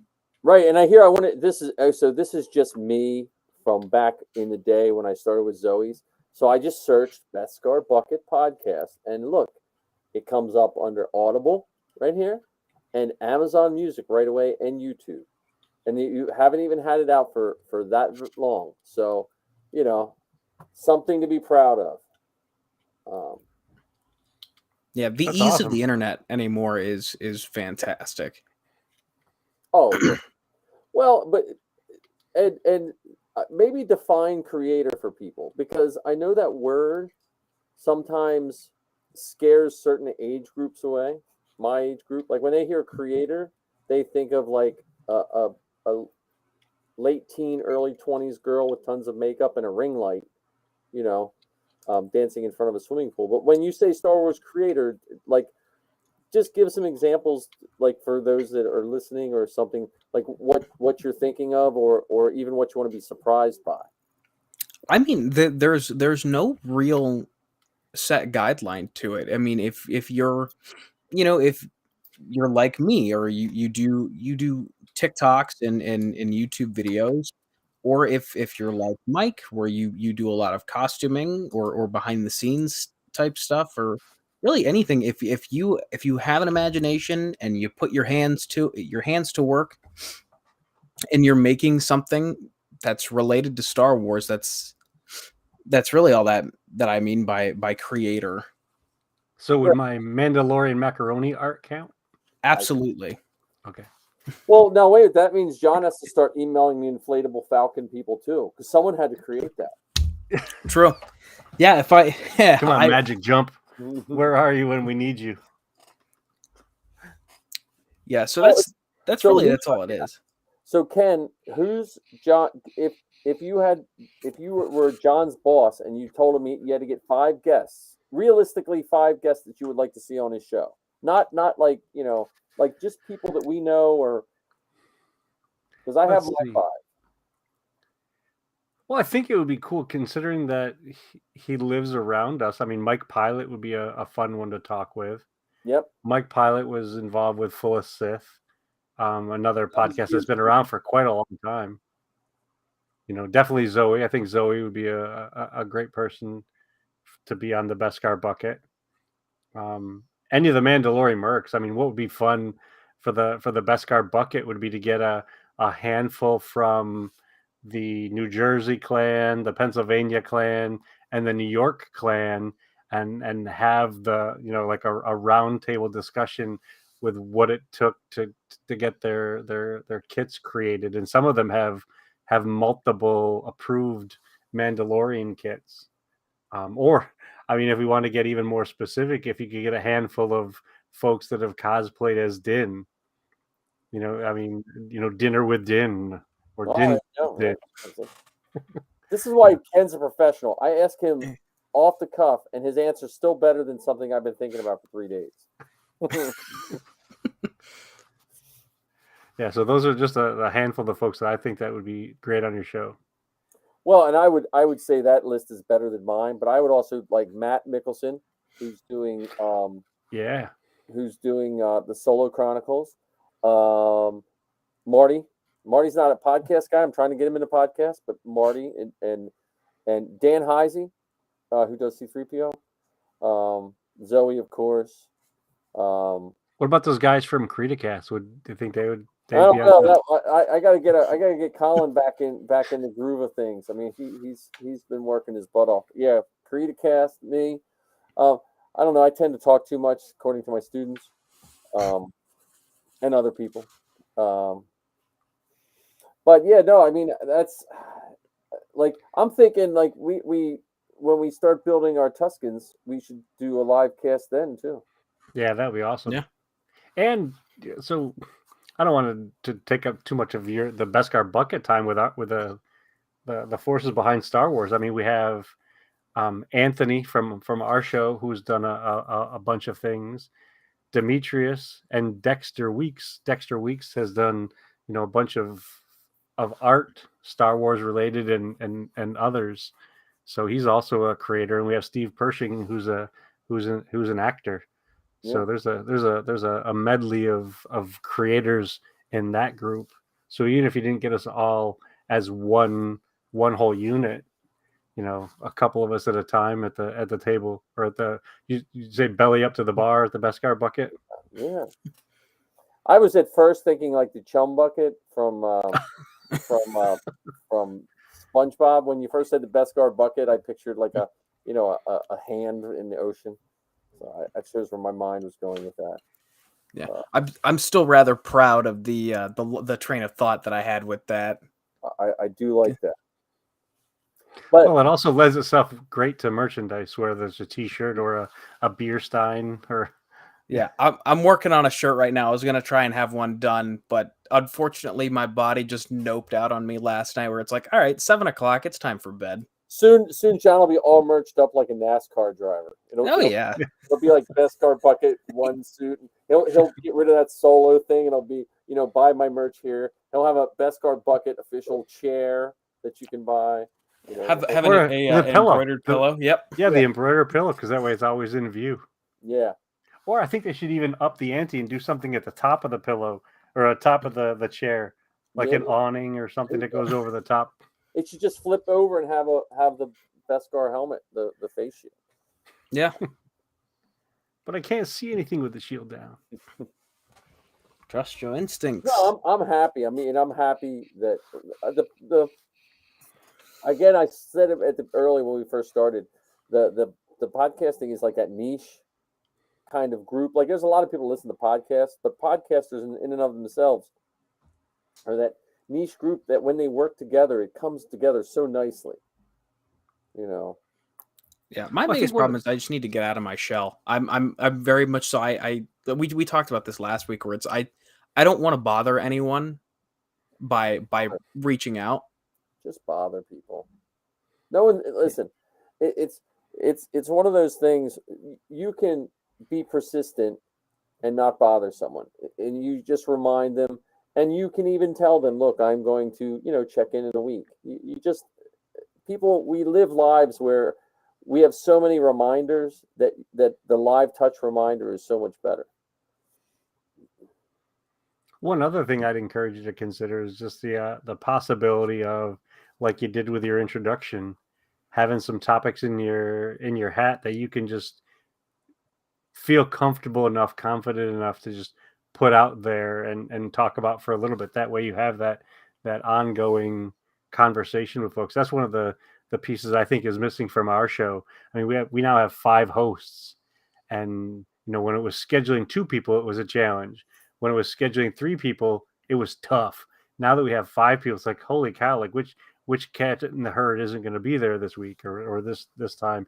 But when you're the main host, you get to pick and choose if you have a guest or don't have a guest. Yeah, I would set a schedule up, honestly, like set a schedule. And if you get a guest, because I know Zoe over the years have done best when they were in high school before they went to college. And then Zoe's really particular. Lizzie's a little harder to schedule. But when they would be like, we're podcasting Tuesday night, when they would do that, they got better shows and more consistent shows.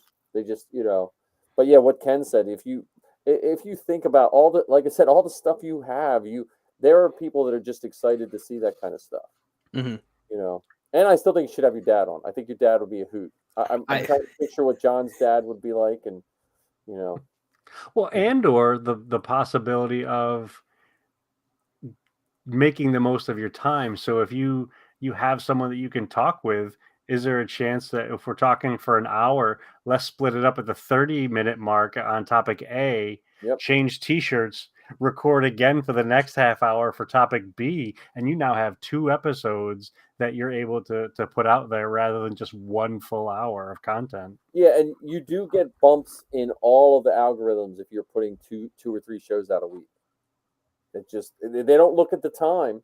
Like if you do a 10-minute, 10-minute, 10-minute 3 times a week, you're going to get a bigger bump than someone that puts out a 30-minute show. Right. And I would honestly look at the model that iHeartRadio uses for their podcasts, because they seem to have the heavy hitters when it comes to the actual podcasts that get the numbers. Mm-hmm. But Yeah. Ken's got the numbers. Now, have either of you signed up for Chartable?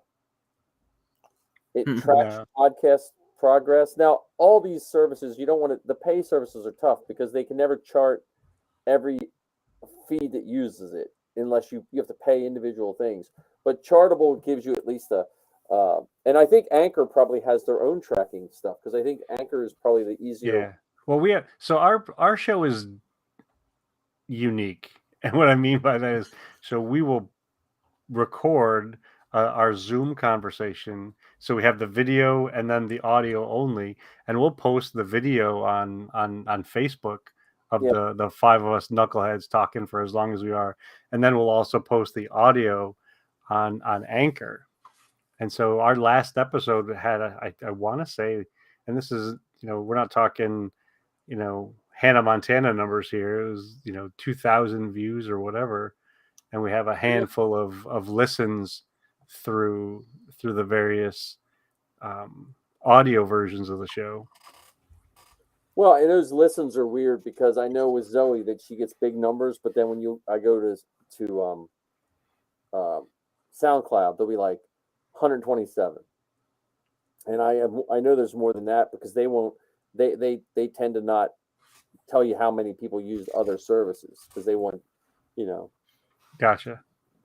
But now we have 127 subscribers to the YouTube channel that we put this on. I think. So we put the Inflatable Falcon on? Yeah. When I started, I think I had under 50. Wow. So, well, thank you, all the listeners out there. This is exciting stuff. I mean, I don't know, the biggest amount of views we got on one is 39. So that's not bad. And which one was that? What topics? That was I don't know. Let's see. I have we had 37, I think, on the first time. No, 2 weeks ago. I don't know. Some of these are weird, because one says 2 weeks ago, one says 13 days ago. That had 39 views, but I don't know. Yeah, that math doesn't make sense to me. No. Don't check. Did they carry the 1? We got the Solo Chronicles. The Solo Chronicles, we got 35 views. That was a month ago. Man, we've been doing this for a month. No, I thought we've been doing it longer than that. Yeah, I think we're at 2 months. Really? Let me look. Oh, yeah, crap. Yeah, we got 38 views, I think, the first time we did it. Yeah. How many views did our 4.5 hour episode get? Yeah, 4.5 hours. Let's see. Yeah, they could have watched 2 movies. Yeah, that was 37 views. That was 37 views. All right, that's the magic number, 30 something. So, I don't know. I mean, I don't. I also think part of the fun of podcasting is you can just do it for yourself. It's similar to when you're doing a costume. Like, you hope that when you go somewhere and people see you in costume, they enjoy it. But when it boils down to it, I'm just happy for the joy it brings me. 100%, and that's. I wish more folks would look for those kind of things. Yeah. Look for those kind of things that I either get joy from or give joy to. Yeah. I look forward to the Wednesday night conversations with you guys, because A, I don't always know what we're going to talk about, and B, I know there's going to be some chuckles in there somewhere, and C, there's going to be some sort of a conversation related to the Inflatable Falcon. So those are 3 things that I can, rest on and be confident in. Well, and now I can take it to the Inflatable Falcon. I was thinking today, I wonder how much expandable spray foam it would take to just make it a solid Falcon. All of it. It would take all the expandable foam. don't fork over the $400 for fans and just start spray foaming the whole thing. Yeah, don't fork over $400 for fans, but instead spend $40,000 on expandable spray foam. I get one of those big tanks or something. Do you know how heavy that would end up being? Well, You wouldn't need the weights either. You wouldn't need the $150 sandbags. Right, and then you wouldn't bounce either. It'd be like falling off slightly soft concrete. What would support the roof? No, it would fill those. It would fill those tubes that blow up with air. It would fill with spray foam. Yeah, but I'm not sure if that's. I don't know if it's engineered to be structurally sound that way. So that's like a big. I see us getting in it one time and those walls collapsing and us getting smooshed on the dejeric table. The worst way to die too. They're like, well, we couldn't get them out of the spray because I made a spray foam mannequin for Safi's Tuscan. Like I wrapped Safi in duct tape and then I cut her out of it and then taped it back together and put it with spray foam. Well, if you put spray foam too thick, it never dries. So when I ran the rod up through it like a month later to put it on a stand, liquid spray foam came squirting out like high pressure because it had never had enough air to dry. So if you did that Falcon, it would be like wet spray foam for years. But when I think it was Celebration. I don't know if you might have heard, Ken. We used to have a charity group called Rebel Cause. That's someone you could probably. It's in Lancaster, right? Yeah, and it's a Star Wars fan group, and they have a podcast too to help the homeless. Like 100% of everything they do is to help the homeless in Lancaster City. And anyway, so they were doing a mini celebration in Lancaster for people to, and Caden wanted to do the forest tree where the books were held. So I cut 2 big round pieces of wood, supported it with PVC pipe, wrapped it with chicken wire, and used spray foam and built a tree about the size of a large phone booth with spray foam. And just like you said, John, that cost me a lot. Like I was bringing 2 and 3 cans of spray foam every day from work. Like I'd stop in at Home Depot on the way home from work and I'd think, okay, this will be enough. Nope, this will be enough, Well, because they're like $6-7 a can, aren't they? Oh, yeah. So that was my contribution to the Rebel Cause. But they made a tree that you could go in and they put the books in there and stuff. Did it get struck by lightning? No, but they left it out in the rain after the event and it disintegrated. So. All that hard work and spray foam for nothing. Well, I was using it for a paint booth because they weren't coming and picking it up. Like I was like, because it was in my garage. I had it all done, but they had to go paint it by hand, paint it brown. And it was winter and I was like trying to get costumes done. So it was my paint booth for a little while. So, the joy of spray foam. Well, and Safi's spring trap is made from spray foam. Right. That spring trap. I didn't know that. An electric carving knife does really good for sculpting spray foam. Well, they used that when they were doing a lot of the sets on Hoth, I thought. Electric carving knives, I thought. Yeah. Well, you ever watch the video of when they made the giant Rancor? Oh, Roxy, yeah. Roxy, yeah. That was the big landscaping foam, big blocks of landscaping foam, and they were cutting that with sanders and knives and stuff, which was pretty cool to watch. And that goes back to what we were saying about ridiculous toys and all this stuff. We were so starved for Star Wars information there for a while. Like I remember, I never played the Knights of the Old Republic because at the time I just didn't have the system or the computer to play it. But I watched that stupid video, that trailer, like forever because it was the only Star Wars we had.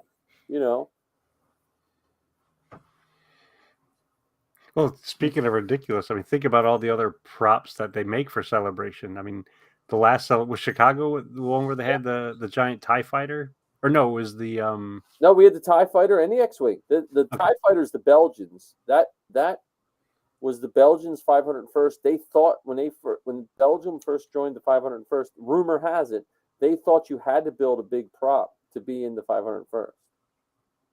And they've just been doing it ever since. Yeah. And how did they get it to Chicago? I think for those big things, Celebration pays. pays to bring it in. Yeah, because they're life size and they're incredible looking. And the Falcon. Where was the hover tank? Wasn't there a hover tank? Yeah, there's a hover tank. Now I watched them take that hover tank apart. That thing was cool because that was all foam, and it was bolted on a small chassis. When they took it apart, it came off in like 6 and 7 foot blocks. It just came right apart. Like Really? all the pieces came off. That's cool. And the hover tank was really cool. And the Falcon, because the interior Falcon was actually 2 interiors. Remember, they had the old looking front. And That's then right. when you went to the back, they had the That's right, with the Dejaric table and stuff. yeah. Huh. So that was really cool. And then remember they had the Rogue One, the beach from Scarif? Scarif. Remember they had the miniature beach from Scarif. That was the big diorama that they were working on. Yeah, that was that was Chicago, right? Yes. Yeah. And they had like all the other, like the 501st brought like they brought like what was it? One of the Jedi ships. Remember the little tiny Jedi starfighters? Mm-hmm. They had a Jedi starfighter. They had the Emperor's throne. They had the Endor bunker. And there was one that I thought they had a hallway. Yeah, Tantive. The Tantive. Yeah, the Tantive E4 hallway. I got a picture of Zoe in that. And the Mercs always do a big setup. Prison. They do the whole prison like detention. Yeah, and the throne of Mandalore, and I think one year they even brought in a speeder that they not like a speeder bike, but an actual speeder. It was like a speeder with a gun on the back, if I remember correctly. Yep. Yeah. Yeah, because Zoe always gets a picture in Sabine in the throne, so I'm gonna be sad that we don't have her Sabine. I keep trying to think how I could get Sabine out to LA. I just if I packed her Sabine, I really wouldn't have any room for clothing. You couldn't send it to Sal? I thought about that, but the certain pieces, honestly, the pieces I worry the most about would be her helmet, because I really don't feel like painting one. And couldn't she use the helmet as her carry-on?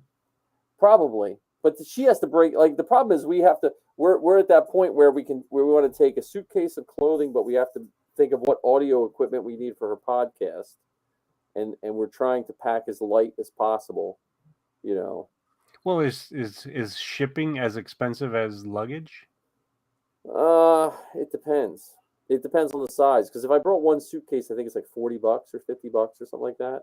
Because I'm just wondering, do you send your clothes to your friends and have them? It's not a bad idea.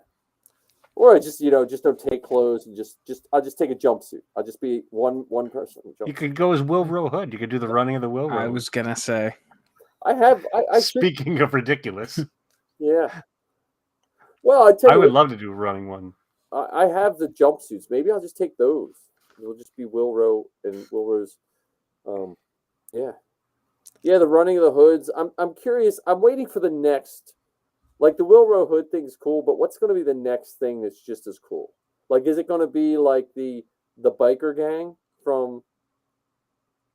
Like, because I think sometimes the Clato, was it were they Clatonian pirates?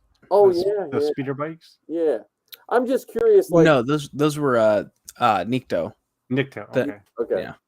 I'm just curious because I think sometimes the Wilro hoods. I like the Wilro hoods, but I think they're kind of poking fun at themselves and the costuming groups, because sometimes we all take ourselves a little too seriously some days. And I think when you see the running of the hood, you can't do anything but smile. Well, what if they did something with Pelimoto?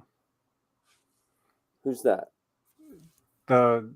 She was from the Mandalorian. She's the one that ran the mechanic. Bay. The mechanic. Amy Sedaris, is that her name? Yeah. Now that would be cool. I mean, the big curly wig and the jumpsuit. I wouldn't be surprised if we eventually see the droid builders build like their display be part of her garage. Yeah. Because that would be the perfect costume for a droid builder. Yeah. So. And she had pit droids. She had R5. She had BD. Yep. So she had a bunch of different droids there. Yeah, that's pretty cool. I feel like there were more. Was It's it? definitely possible. Okay, she But had those- she had the Treadwell. Oh yeah, Treadwell. Yeah. That's right. And then she had the guy she was playing cards with, Dr. Mandible. Dr. Yeah. You know, she's like that Okay. entry level into the weird stuff. Let's take Dr. Mandible for example. And we had mentioned Therm Scissor Punch. Yeah. Like, how about some of the creatures that we not just saw on screen, but know the names of? Well, how about who was the guy with the eyes all over his face in a random? Oh, they weren't random. It was a six-eyed Ys or something like that. Yeah. Ys. That Yeah. might not have been his name, but my favorite was the guy with the one big eye. Yeah. Although I don't think anyone can really truly beat Therm Scissor Punch. Scissor Punch. Yeah. I don't know. Or- Prune face. Well, that's true. But didn't he get a real name though eventually? Yeah. See, Yeah. those good classic Kenner names got ruined with the Decipher card set.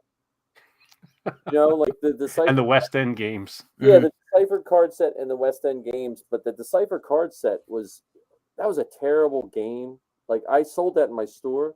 The game was terrible, but the cards were so beautiful because they were like still screenshots. And this was like when the internet was just getting new, so you couldn't really get screenshots of anything. And it'd be like, here's a landmine, and it would just tell you what all these things did, you know. But yeah, I remember because that's when we had what's his face, the guy with the sideburns, that introduced Obi-Wan to Chewbacca. Oh, that was They made an action figure of him. they did. I have it. And I think he also made it into the Ultimate Collector Series Lego Mos Eisley, I think. Okay, what was his name now? Man, I don't know. But I think Ken's on it. I am gonna find him. well, and then what was the Boshek. Boshek? That's what it is. I gotta see if he made it into the Lego set too. Because, like, to me, he was almost, you could almost say he was a handoff character from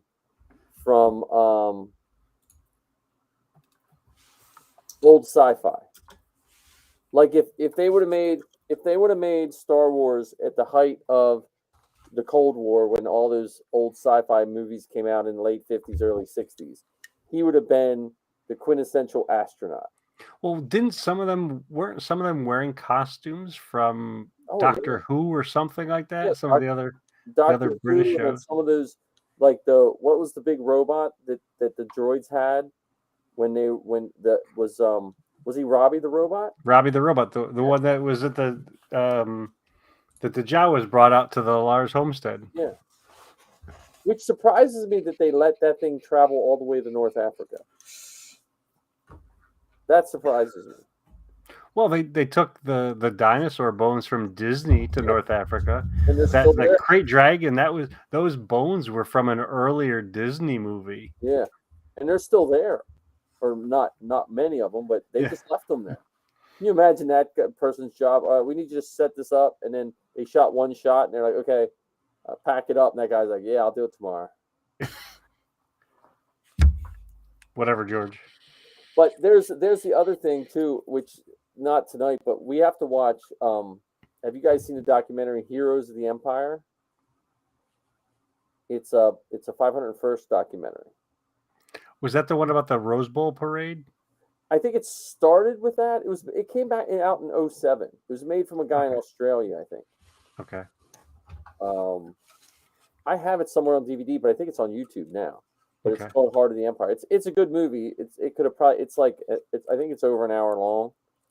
It could have probably been cut down to like 45 minutes, but it's I'm only thinking about that because we're talking about all this stuff, and I'm looking at the pictures of us at the movie shoot, and I just see how the costumes have changed over time. And we're talking about like Boshek and his like Bosk's costume was from Doctor Who. No, Twilight Zone, I believe. or Doctor Who? I do thought know it it was- was borrowed, but I don't know what it was from. Yeah, it was borrowed, and I thought it was Doctor Who. Yeah. And a lot of those were just old World War II flight suits or military suits that Yeah. you just stuck some stuff on. But yeah, we should sometimes watch. We should watch parts of Heart of the Empire. It's called. There are so many good behind the scenes documentaries, or even inspirational documentaries that came from fans' appreciation of Star Wars and the efforts that went into it. And old Sarge, he's a guy that troops with us. He has to be in his 80s. I met him at this year's Philadelphia Thanksgiving Day parade. Almost every one of those documentaries that talks about the 501st, he's in it somewhere. like it's just, hey, there's old Sarge. I don't know how old he is, but like I've been trooping since 07, and he was old Sarge then. So Well, I think when we were there, they called him Older Sarge. Oh, okay. Yeah, He's good, man. He's the first one to get suited up and the last one to suit down. And I remember we did the Mummers Parade, and it was so cold. He got us all on the subway. I don't know how he got us all on the subway, but he got us all on the subway because we didn't have any money on us. We were in our TKs, and our cars were 4 blocks down, and he got us all on the subway. So someone has a picture, which I've yet to see, and they always tell me they're going to send it to me, of there's like 15 stormtroopers and Darth Vader all fully kitted up because it was too cold to take our helmets off riding in a subway car. And it's funny because that's why you love Philly, because the people sitting on the subway looked annoyed that we were taking up subway space. Most people, a whole bunch of stormtroopers and Darth Vader roll in, they're going to be excited. They just looked up from whatever they were doing and just doing it. jerk got my seat. Yeah.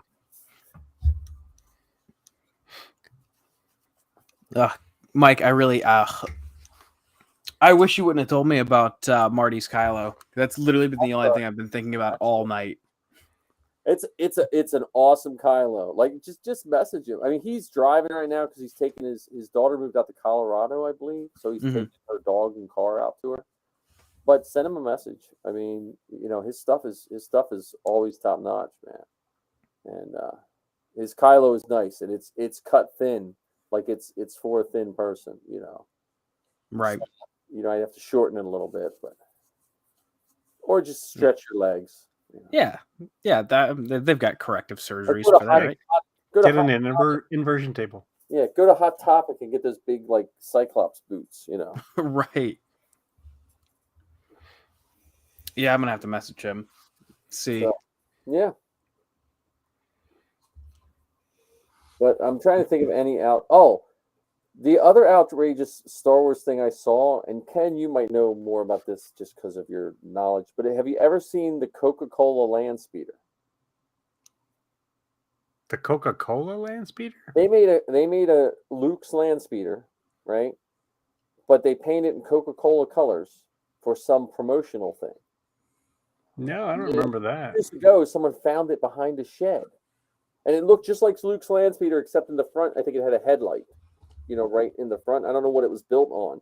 And there was a restoration piece, I think in a couple issues of Insider, probably like 10, 15 years ago or something like that. But it was the Coca they made. It's just that marketing thing where why they would think someone would want to watch a Coca-Cola land speeder, rather than just make it look like the land speeder. Yeah. Put some Coca-Cola stickers on it or something. That's always the stuff that they almost get right. Is sometimes the stuff that drives me the craziest.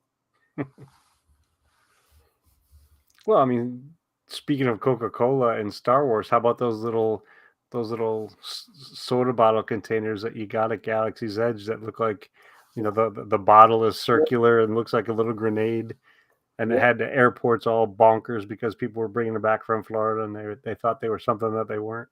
Yeah.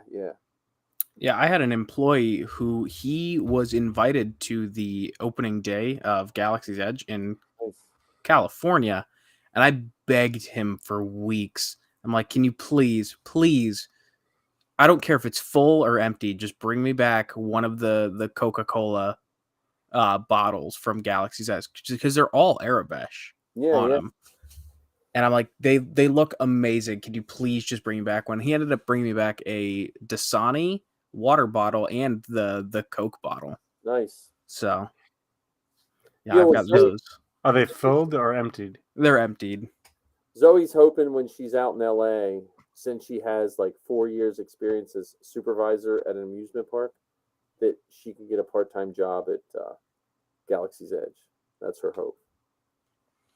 So Yeah, well, I mean, first off, just costuming experience is very helpful when getting a job there. as But- long as it doesn't affect her schooling, I'm fine with it. Right. See, I want to work for the Disney Institute. That's my dream gig. What's that? So the Disney Institute is an arm of Disney where folks will come from around the world to learn how to lead and manage employees the Disney way. So whether you're talking about customer service or employee engagement or just leadership in general, Disney offers these classes for folks to attend. I would love to be one of the instructors for that. Well, they had years ago, I don't know, they were looking for teachers for their like Disney towns where like a lot of the employees live, stuff like that for like, but I don't know what happened. I don't know what happened to that. Like a company town. It reminded me of that company town in the 1800s where they would pay you in like fake money and stuff. Yeah, where you had to rent everything from the company, and the amount that you got paid was less than the rent. Yeah, and so you ended up owing the company even more. So you had to essentially indentured servitude. Yeah, I can understand that. I can't wait to go to Disney again. Like I'm it's just this summer is tough because with the girls, like it's Zoe's last working summer and she needs as much money as she can to be out in LA. And but I just because I want to go to Galaxy's Edge bad, but I want to make sure like my whole family's there, because I've been invited by people. Hey, you should come down with me, and I want to go down with my girls and my wife, and I want to build 4 lightsabers like together, which I know is like a ridiculous amount of money, but that's like those things, those experiences, which don't mean much to other people, but to me. Well, if you're going to do that, I would encourage you to alternate it, because you'll want someone to be there to record you building it, and you can't build and record at the same time. Okay. And I know it'll take twice as long. So even if you had 2 people building and 2 people recording, not a bad idea. So, you guys met Chuck. Chuck, one of his friends was building a lightsaber. I wasn't going to build one because I decided to get some legacy ones instead. And he let me go with his friend let me go with him and record him building it. And even for me, just watching this adult man-child build a lightsaber, it was so much fun. Yeah. And it's yes, you could just get the parts and they could tell you how to put A and B and C together, and there you go, you got a lightsaber. But it's a full-on experience. There's a story. There are actors and actresses involved, and the whole process of picking your crystal, and they give you the meanings of the crystal, and famous Jedi or famous Force users who use different crystals. It was phenomenal. And I think you'd be missing a part of it if you all 4 built at the same time. And that's good to know. Yeah, because I mean I don't know much about it. I just know like I watched the video when Liz, Sal, and Axel and them all went. And, yeah, that's cool. Or if you have friends that are going down with you who aren't going to build, and all 4 of you, because each builder gets a guest. Oh, okay. And so even if just 2 of you brought a guest with you and were able to record it and take pictures, because it is a really neat experience that you can't build and record at the same time. It's just not that easy, even with a GoPro and all that. Yeah, it's better to have a handler, better to have a squire. Yeah, like I said, I got to figure out when we're going for that, but that I'm looking forward to. But just be patient while you're there. because you're going to be there with people who are, varied degrees of Star Wars fans and or not. I mean, there was a couple times where when we were there, people were around us were complaining about it. did you know where you are? Like, did you have any idea what you were getting into when you came to this portion of the park? Well, and I liked when we went to Disney.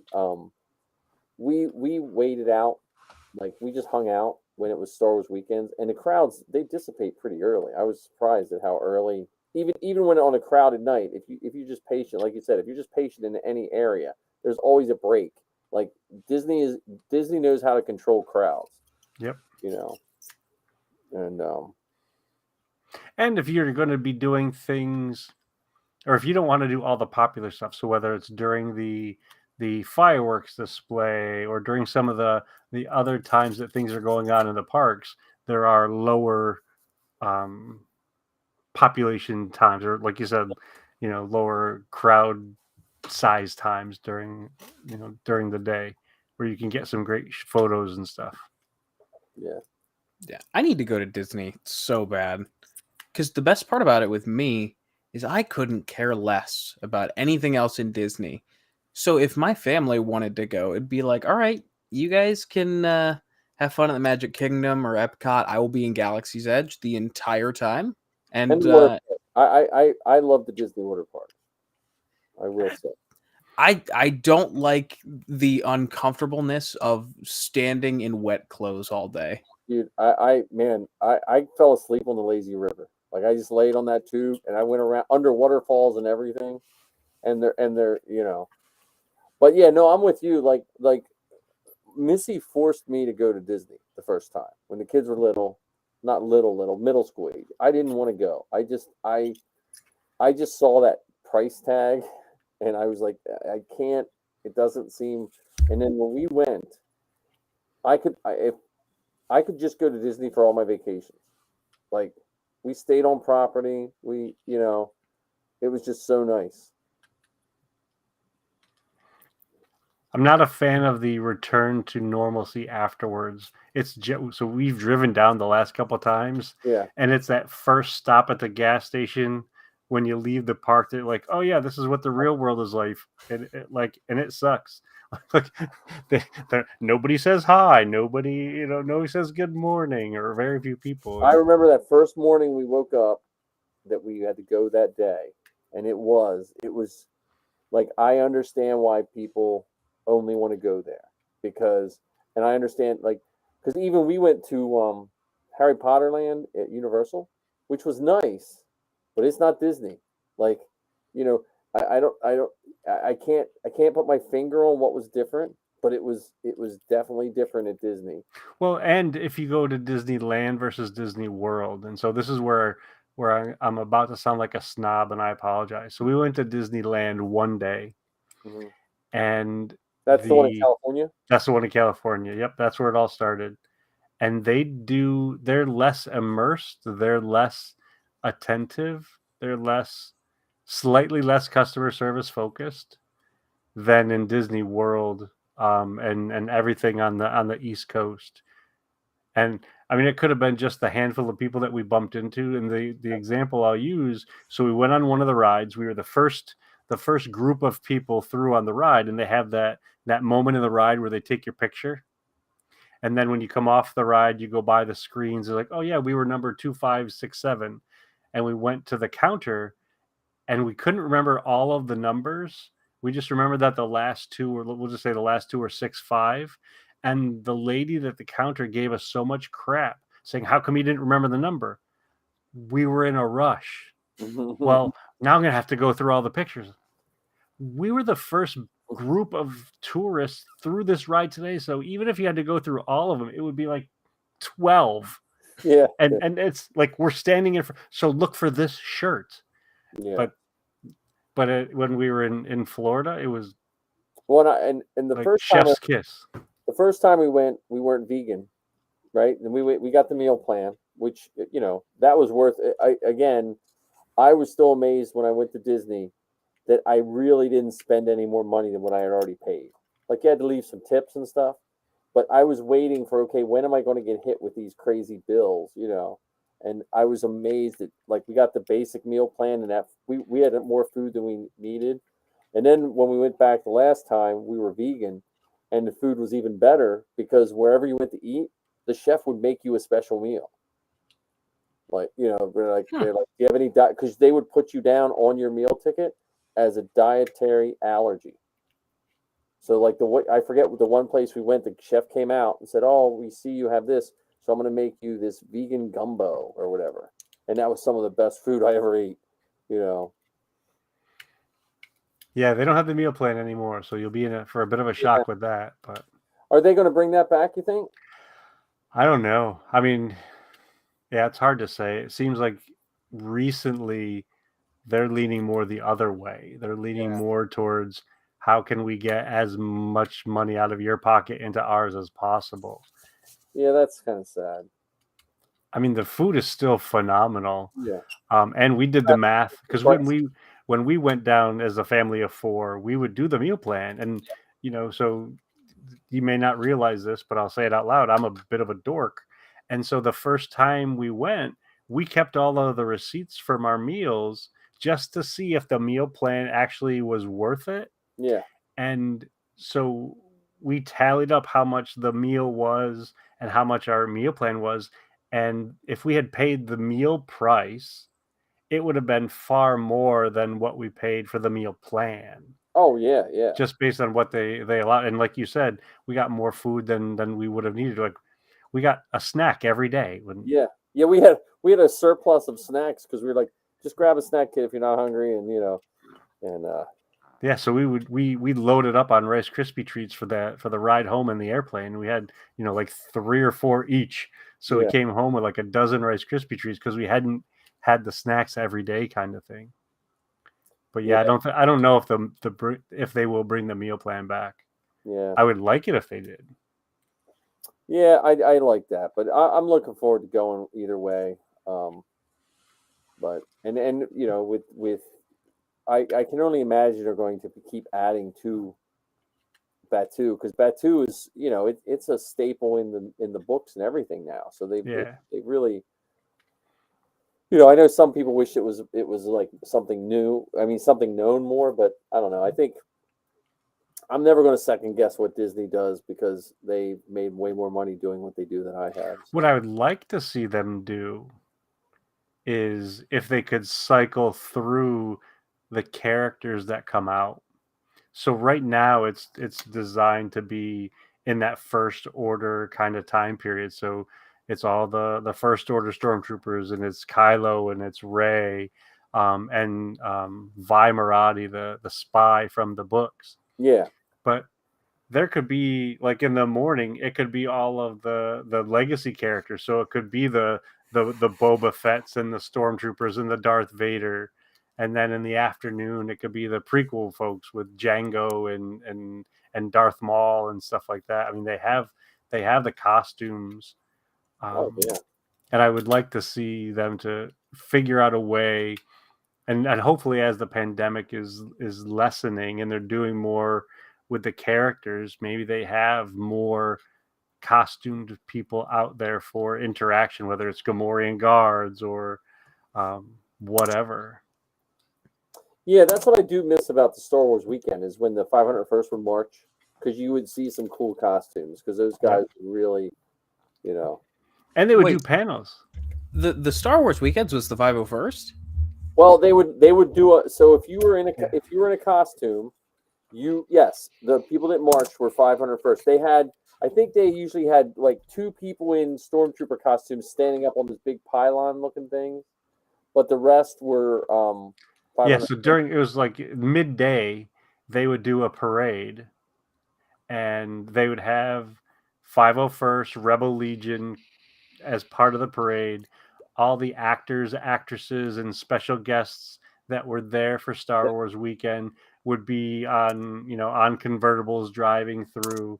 And then at the end of the day, they would do this big show. It was often like a variety show where there'd be music and dancing, and the characters would come out on stage. And throughout the day, you could get photographs with the costume characters, and you could go to a little booth and get autographs and photographs with the actors and actresses. I have an autograph from James Arnold Taylor. Yeah. We met Jeremy Bullock and Ray Park there, and Because those autographs and pictures didn't cost you any more than your price into the park. right. You just had to wait in line to get a wristband. Well, see, we were coming out of the Star Wars ride. The last year we went was the first Star Wars weekend of the last year they had Star Wars weekends, and Ashley Eckstein was there. And we were coming out of the Star Tours ride, and the attendant, I was talking to him, and I said, "Hey, do you have any inside information about these Star Wars weekends?" Because we just happened to be there. I didn't plan it or anything. And he said, "Yes, if you want to get Ashley Eckstein's autograph, because I think Zoe had an Ahsoka shirt on or something like that." He said, "Go to the parking lot of whatever the what's the park that has that, the Hollywood Studios." He said, "Go to the parking lot at 5 a.m. and get in line." It's like, okay. So we went there, and there was like 10 people in line for Ashley Eckstein because they were all there for other people. We got in line, and we waited. They give us 2 armbands to go get her autograph. And yeah, you just showed up at a certain time, like you had a time to go, and we went and got her autograph. Now I just let Zoe have double time and let her talk to her for a while, but yeah, those Star Wars weekends were nice, and they had some pretty good costumes, and they would just walk, like they set up areas, like they had Rex and Ahsoka the one time in front of a giant action figure box. They had some so they had photo displays. Yeah, they had a bounty hunter in front of it looked like a wall with wanted posters and stuff, and they would just take pictures. It was really neat.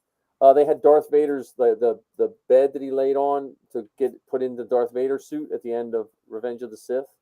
They had that table laying there the one time. So it was, when I saw that the last weekend, because the first time we went years before, the stormtroopers were wearing Ruby's costumes. The last year we went, the stormtroopers were wearing like 501st type costumes. Now, Zoe was pointing out some things that were wrong, but I was trying to explain to her, like, when you're paid to, they can't make an employee wear something as restrictive as a real costume, you know. But like their Rex looked good as any 501st Rex I've seen. Yeah, it was awesome. This is one story that will stick with me, and I apologize if you guys have already heard this. So we got up early to get in line so we could get one of the wristbands to meet Ray Park. And so I think we got there, it might have been like 4 a.m. or whatever, to get in line, and got our wristbands, go to see Ray Park. We're talking to Ray Park. He asks my name. He asks Heather's name. And then later in the day, we're sitting on the curb watching the parade, and Ray Park's car goes by, and he's like, "Hey, Heather!" And he points to Heather and screams to her from the car. I'm like, "What the hell?" Like, he remembers your name and went home alone that weekend. I'm like, what the heck was that? I mean, I think I'm pretty dang sure I'll have to find it. I have a picture of Ray pointing to the crowd, pointing directly at my wife. That's funny. Remembers Heather's name, doesn't even remember mine. Jerk. No, but it was really, really fun, really funny. He was super nice to us. He spent like I'd say 5-10 minutes just shooting the breeze, and just, it was great. It was fantastic. And I liked how they decorated the park. Like they slowly, like that Tuesday, you'd start seeing Star Wars banners show up, and then they put like that, all that stuff. So it was like neat, because then also you saw people showing up with Star Wars shirts. And that last year we went, Star Wars still wasn't that big, because it wasn't until The Force Awakens came out that people at work, they just thought I was a weirdo. Like, oh, he's the guy with Star Wars stuff. Students and adults alike, And then the people, like my people that knew I trooped, they just thought I was super weird until we did a charity event for our school district, and then they were all crazy about it. So until you see someone in costume, even just that's not a complete like we can all pick them apart. but even someone just did a basic costume, that does amaze people, I think. Like when That Jeff is for gets sure. Kylo done. Hmm? I said when you get your Kylo done. I just messaged Marty. I I was like, I may as well do it now before. No I wonder he forget wasn't about it. talking. He was too busy. He's all distracted over there. He's buying yeah. Look, I when he did that Kylo, it's a nice Kylo, man. It was that Force Awakens Kylo is going to be the classic. I like the Last Jedi look, Mm-hmm. which unpopular opinion. I think the Last Jedi is the best of the sequel trilogy. Neither here nor there. But I love the Force Awakens Kylo look so much. I like that. I like that hood. Like I like that. But I think for me for costumes, there's certain ones that have that iconic feel to them, and it's like Stormtroopers, the New Hope Stormtrooper. As much as I love Empire Strikes Back, that black teeth somehow Can't do it. it stands out weird to me. Not knocking anyone that has an Empire Strikes Back Stormtrooper, but now Boba Fett, Boba Fett has so many different incarnations that I'm just happy to see anyone that looks close to Boba Fett. Who was the guy who faked being Boba Fett in the comic books? Remember him? Joe something Cast. His last name was Jodo Cast. Jodo Cast, and he had like armor that was like an odd looking Boba Fett. It looked like a bad action figure of Boba Fett. I think that's another wonderful example of ridiculousness. The fact that we can name these characters from so many years ago that didn't show up on screen. Like, oh yeah, Jodo Cast. Oh. And it's cast with a K, I think. Yeah, it is. Yeah. Well, that's what you get when you put three fanatics together. Well, that's the costumes in general, like I see what I guess if I had to say ridiculous, and I know that I'm not picking on anyone's costumes, but the ridiculousness I see in costumes is when someone does a character that no one knows anything about, and then that same person gets upset that no one wants their picture with them. That's what I always warn people. I'm like, look, do whatever costume you want, but like there for a while now, he's a little better now, but people were doing Revan, which is a really cool costume, but to the average non-game playing person, they're going to get called Kylo Ren if they're lucky. Now, yeah, absolutely. Before no one would know who he was, and that guy would just be standing over in the corner like a creeper. Right. No one wanted to go near him. Well, I've seen people do Stormtroopers like there for a while. There was those weird colored ones. Like there's that a biker scout that's like a lime green, the Swamp Trooper. Have you ever seen him? No. If you look up on the 501st it's a swamp or jungle trooper. It's a biker scout costume, but it's a lime or bright green. It's not even like a camouflage green. It looks, and I'm like, really? That doesn't seem like, because it costs you just as much money to make a lime green trooper. I guess if that was your book. Mara Jade was another one that we had a lot of people do Mara Jade, and that's a pretty deep cut costume too. And if you're not familiar with the character, Mara Jade doesn't come across Star Wars-y to the non-Star Wars person. Yep. But well, even at that fan expo, there was a couple folks who were in costume who seemed a little perturbed that folks didn't want to get in the pictures. Oh, there it is. Yeah, you're right. Yeah, that's, like I said, that's a tough one. That looks like Army Man boots, like the Army Man toy boots. Yeah. Yep.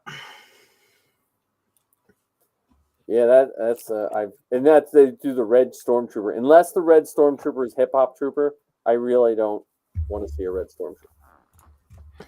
But you were saying Fan Expo. Go ahead. I'm sorry. Yeah, just there was a couple folks who would be milling around in their costume, looking for. It seemed like looking for folks to stop them and take their picture, but nobody was biting. and then every once in a while you just hear them go like the huff, and then they'll walk away. I'm sorry, Yeah, dude.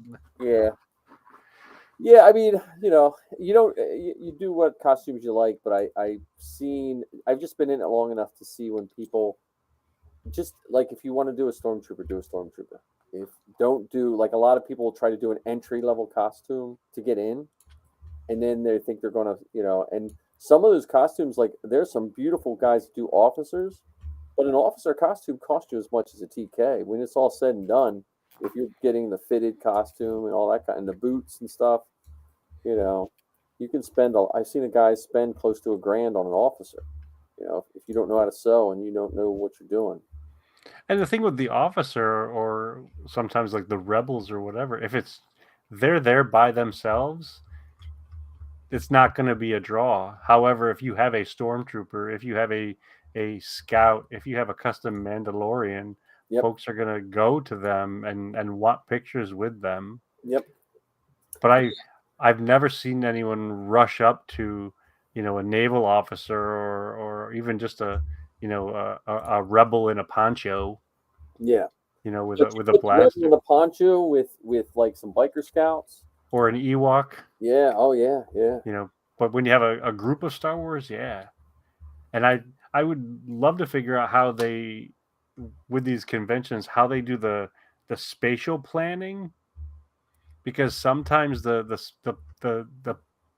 bases don't make sense the way they're set up. I mean, for the last one, as much fun as I had, I thought it was weird that our groups were literally back to back to each other. Well, and I've learned this from years. There's a lot of people that are in charge of helping plan this that don't know how to pick up a phone. Oh. They'll just take an email, and the convention is going to take the path of least resistance. So if they say, look, we're going to stick you here, and if it's a bad space, if you pick up the phone and you say, hey, we'd like to bring this, this, and this will keep people in the convention center longer, which means they spend more money, blah, blah, blah, and this will get more pictures, they're going to give you a good space. But if you're just sending an email out, and that's what I've noticed, because I know, I don't know about Wizards World, but I know Keystone Comic-Con, they were really good to talk to. And I sometimes feel, me personally, that the groups, though it's nice to have one contact person, I sometimes feel the group should almost talk to them individually if they can, because every group has a different dynamic. Yeah. If you say to the Mando mercs need more space because they let everyone touch everything, and that's what you want as a convention. Like if you're a small costuming group with just a photo window, you don't need a whole bunch of space. And you blend those spaces together, because like when we were at the expo, I think that I'm trying to think of the what was it, the family area that was there last time. The Mando Mercs and the droid builders would have probably been better off over there. Yeah, close to that area. Yeah. So Ark, one of our most faithful followers, is going to be live TikTok at 9ish with Kenner sets and Lego Star Wars stuff. So very cool. So we'll put that up there. But yeah, so that's what I'm saying. Like I sometimes think the groups, it's good when the groups work together, but I sometimes think the groups, because every group has a slightly different, I don't want to say agenda because that makes it sound nefarious, but they just, it's a different thing for different groups, and the Mando Mercs are all about hands-on, and the droid builders to a certain point are about hands-on in photos as well, where sometimes the 501st, not knocking it or anything like that, the 501st is more about like showing people how to get into the costuming, and Rebel Legion is kind of that way. So they need different setups, I think, sometimes. Well, and to that end, if the groups would talk with each other, so let's even we're just talking about the last convention with the three groups, the Rebel Legion, the 501st, and the Mandos. If we had organized our space in a different way, they could have had that section where, okay, this is the do not touch section, and that could be behind, our club tables, so that way those display pieces are outside of reach anyway. Yep. And then next to them, this is our photograph display area. I mean, there was a speeder bike that I don't know if fans could get onto, but I know I saw somebody riding it around the convention. Yeah. And then the Mandalorian mercs have their little prison set up and their communication station, which is great for groups of people together. And I've always thought that Star Wars photographs look cooler when there's more things in them, more people in them. Yep. And so if we were side by side rather than back to back, it could have allowed for more of that interplay between the three groups. That was, and again, that's where I think a phone call would have, because those people that I was bewildered by, the professional cosplayers, they could have easily been swapped. All that whole row could have been swapped with that U that we were given. Yeah, that would have helped them too, because that would have given them backdrops to get their photos in. Yep. So, but it comes down to, with anything, not to be like an old dude, but there's a lot of stuff that just can't be done over email. And I think COVID proved that. That's why we have the technology to do what we're doing here. Yeah. And but we'll see. I just can't wait till John's in. John will be in either five. Well, look, Kylo will get you in. Yeah, it would. And then John will probably have to move in with you or me, Ken, because his family's going to disown him, because he's like, he was such a good, hardworking boy, and now he just does nothing but build costumes. He's run off and joined the convention circuit. Yeah, it's like the circus of the 21st century. Right. Dad supports it. Mom doesn't care for it too much. I thought you grew up. I thought you grew out of your dress up days. I just grew into it. Has your mom ever been to a convention? No. Dad hasn't either, eh? No. See, because like my wife she's a bigger Star Wars fan than she admits, just because she's been around us. But I think she appreciates what it does. I mean, to think that all this money I've spent on Star Wars, I would have spent wisely if I didn't have Star Wars, would probably not be a good assumption.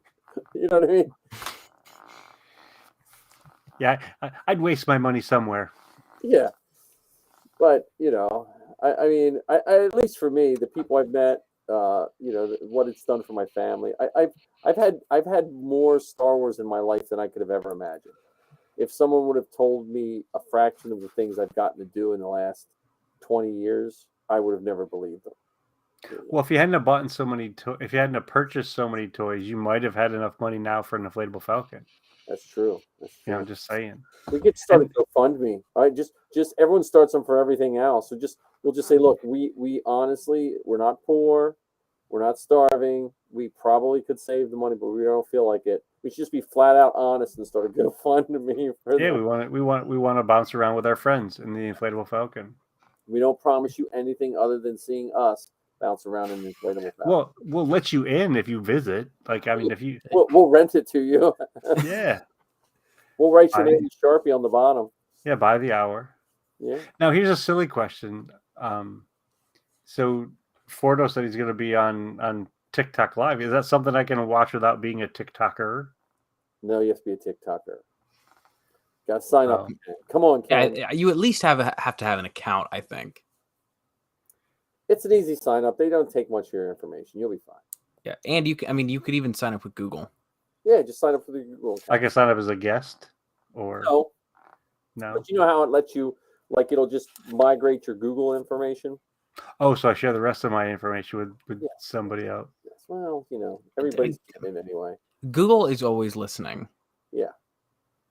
Oh, you said you upload it to YouTube. I'll watch it on YouTube. I got the YouTubes. The YouTubes. I have access to the tubes. I just haven't. I'm not brave enough to cross that TikTok threshold yet. Oh, it's not that bad. It's basically like YouTube was years ago, without all the heavy equipment you need. Though they keep adding features to it, it's basically going to be a competition for YouTube soon. You can put 10-minute videos up now. I was like, what? Yeah, when I got that, who's watching those 10-minute videos? I have a problem with 3-minute videos. Yeah. It's like if I wanted to watch 3 minutes, I'd go to YouTube. It's like my attention span for TikTok is specifically anywhere between 15 to 60 seconds. Yeah. No wonder folks can't hold a conversation anymore. Right. Hold on a second. What were you talking about? Let me swipe left. Yeah. Yeah. Well. Yeah. Well. I mean, it is weird. I mean, but it's funny because the same people that you think can't do that, but then we keep making movies longer and longer. Like my hope for Star Wars is eventually because they integrate movie theater movies with Disney Plus, so it keeps both alive. Like I don't want to see movie theaters go away. Like I think movie theaters are going to have to reinvent themselves here because like Batman's already out on HBO. So the positive person in me sees, okay, well if movies only have 1 month in the theaters, they got to make good movies so they get that bang for their buck, and then and it goes to streaming service. That's the way I look at it. Or if they could figure out a way of making the movies more of an event again. Yeah, well, that's what I'd hope to see. Like me personally, I'd rather see these Disney Plus shows do the first episode as a movie, have it as an event, and then have it the next week come out on Disney Plus, the series. Because I do miss getting with people. There is nothing like seeing a Star Wars movie opening night with, even if you don't know the people, with a whole bunch of people that like when we saw The Force Awakens, we got a early showing because we trooped it or something. The entire row I knew everyone in that row. We had to hustle Eric out of the theater because he did a major faux pas. So we went to the first showing that night, and as we were coming out of the theater into the lobby, he turned to his mom and said, "Oh, I can't believe they killed Han Solo." Look, I mean, it was normal conversation. I literally put my arm around his shoulder like we're going to the parking lot. It was like the Oswald getting out of the Yeah, he thought he was just talking to us, but he's like, wow, I can't believe they killed Han Solo. Zoe did that because we saw Force Awakens we saw a free screening, and then we went and saw it at like midnight, and then we were going back to see it Friday and take Missy, and that's what me and Zoe were talking in the living room, and she said, "Yeah, I can't." Something like with killed Solo, and Missy just walked in because Missy didn't know anything going out. But I think that movie for Missy is probably her favorite. But I just think we need an inflatable Falcon movie. Let's make it happen. You could buy for the special effects. You could buy the floaty Falcon and have it spin around. Be the flying one. I showed you guys my giant beanbag Millennium Falcon, right? No. I have a like a 6-foot Millennium Falcon beanbag chair. No, you didn't. Morales has got it for us for Christmas. No, it's actually right now it's stacked. We've been recording this for 2 months, and you've never told us about the beanbag Millennium All Falcon. right, I'll get it out. It's sitting up against the wall right now because I just have to put all my stuff back in the room I drywalled last week, and I've just been lazy.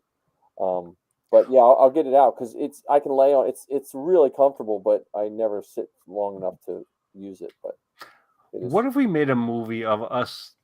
It's like it's a heist movie essentially, and we have to break into the factory that has the inflatable Falcon, and then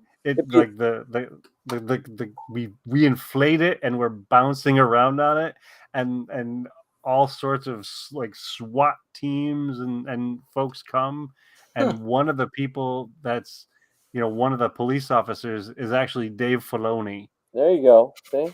Yeah. And they don't bust it in; they just come in with a big long pin, with that instead of busting the SWAT with the big door.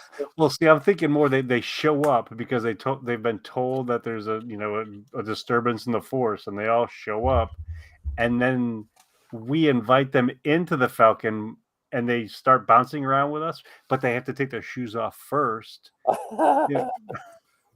and then we just roll credits. There we go.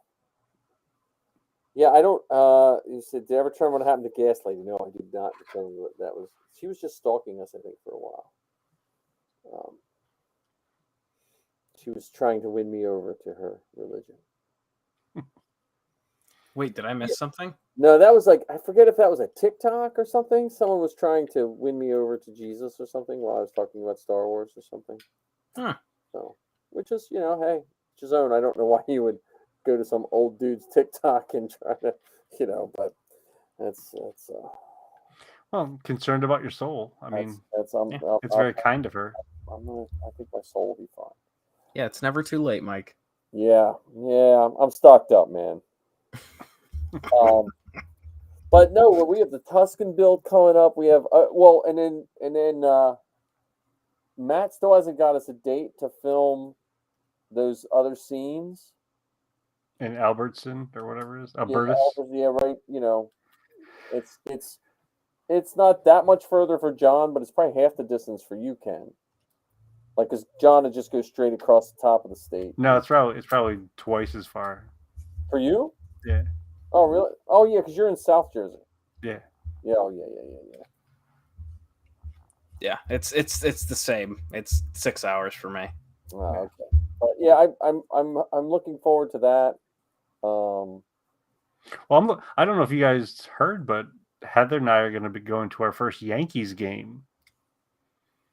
Yeah, it's a Star Wars night, and so I'll be trooping the if things go as smoothly as I hope they do, we'll be trooping May 6th, Friday, May 6th. Nice. Well, all the ball games around here, the minor leagues on May 4th, I think are having.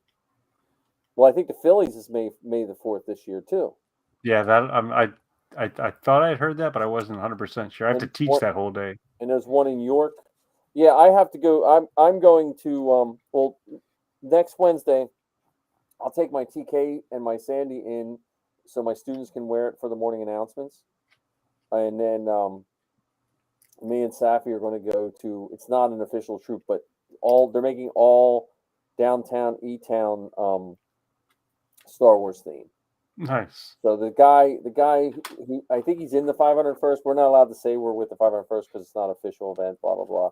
So he was asking for people. So I said, yeah, I'll come. I'll take my Sandy because my Sandy's not approved. So I'll just take my Sandy. What are you guys doing in November? One of my coworkers is getting married in Bluebell, Pennsylvania. Wait, where's Bluebell? I think it's close to Intercourse. West. Oh, Blue Ball, Pennsylvania? Bluebell, I thought. Yeah, see, there's Blue Ball and Blue Bell. You have to figure out where. Because I know they're near Paradise. Yeah, well, then if it's near Intercourse, because that's where I grew up there. I grew up, like, Intercourse is like 10 miles from my house. That's where I used to work in Intercourse. These are not real names. Please. They are. They are. The Witness. Okay, the movie Witness, right? You know the movie Witness? Mm-hmm. It was filmed in the town of Intercourse. They just didn't use the name. And this is where you got your Han Solo autograph that went out the floorboard? Yeah. I lost my Han Solo. I got an autograph while we were in Intercourse, and I lost it. I was in Intercourse with yeah, he lost his autograph while in Intercourse. Oh, in Intercourse. So, yes. When I was driving to Blue Ball from Paradise. Yeah, you have to go through Blue Ball. You have to go Blue Ball. It's Blue Ball. Intercourse and Paradise. That's how it works. And Intercourse is like dead center Ambo land, like Amish all over the place. Like it's. What are the odds? I know. What are the odds? No, when I was a kid, I knew Intercourse was a town before I knew what Intercourse was. And there was a shirt when I was a kid. There was a place owned a T-shirt place, and they sold Intercourse was for lovers. The Amish got them closed down. Typical Amish. Because it was vulgar. But that's not that bad. I mean, they're Amish. Come on. If you find out if it's in Blue Ball, because Blue Ball is like right outside New Holland. It's named after Blue Ball Hotel, not the physical condition. And this is Lancaster County for you. They demolished a building in Blue Ball one year to build a car wash. They demolished the Blue Ball Hotel that the town is named after to put a car wash. So that's Lancaster County for you. Yeah. So this actually came up. So one of our initiatives this year is to teach these classes to all 5,500 of our employees. Mm-hmm. And so I was teaching the class, and I made a comment about not being able to read anyone's mind because I'm not a Jedi. And then someone asked me if I was a Star Wars fan, and I rolled up my pant leg and I showed them my BB-8 socks, and they saw behind me my Star Wars tumbler, and I showed them my bracelet that I've had on my wrists and celebration in 2015. I said, "Yeah, I'm a little bit of a Star Wars fan." And they stopped after class and said, do you ever wear costumes? I said, "Oh, as a matter of fact, yes." And before I know it, I'm getting invited to the wedding, I'm getting invited to the reception, and they said, "You know of anyone else who would be interested in going to this wedding?" Because the bridesmaids are going to be carrying lightsabers as part of their bouquet. Nice. The centerpieces are all Lego centerpieces that they're building. So might be going to a wedding in November if you guys want to. I'll get some more details about it. Let Marty know if they're if he's not working, he could show up with Chewie and R2. He has the tray for the drink tray. Yeah, and then he has cups with magnets in them. So because when he's a photographer by trade, so a lot of times people will request he doesn't charge them for it, but he brings R2, and R2 brings them their first drink. Oh, that's so funny. So yeah, I would love to go to a Star Wars wedding. Yeah, that would be fantastic. I mean, because Blue Ball is probably 30 minutes from here, like on a slow drive. It's not far. Okay. Damn it. But if it's Blue Ball, if it's Blue Bell, that's a different town. Okay. If it's near Intercourse, and it's Is Bluebell more Western? I don't know. I just know there's a town called Bluebell. I don't know where it's at. Yeah. There's another Star Wars wedding in October in right over the Maryland line that we're doing as well. Oh, really? It's funny because I was in a meeting.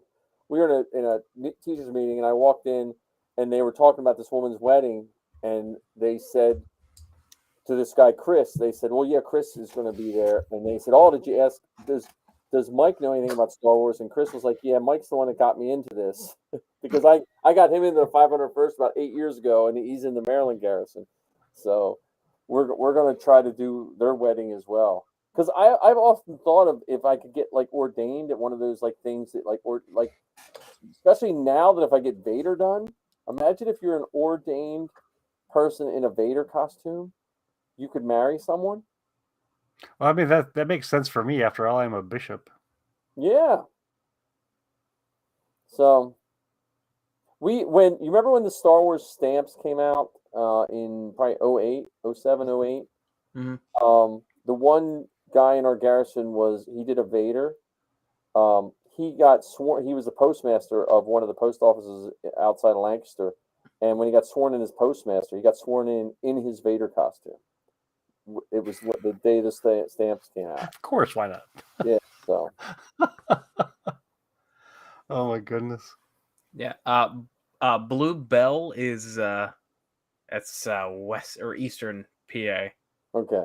But if it's near Intercourse, it's probably Blue Ball. If they said it's near Intercourse, then it's probably Blue Ball. Yeah, I'll have to ask again. Yeah. Well, she got to start looking for people now. To tell find us on Facebook and just ask discreetly, because the Karita does not do weddings. Our garrison does not do weddings. That's a whole show. I can tell you they tried to censor me as when I was the XO of Karita because I would not lie to our fellow whatever.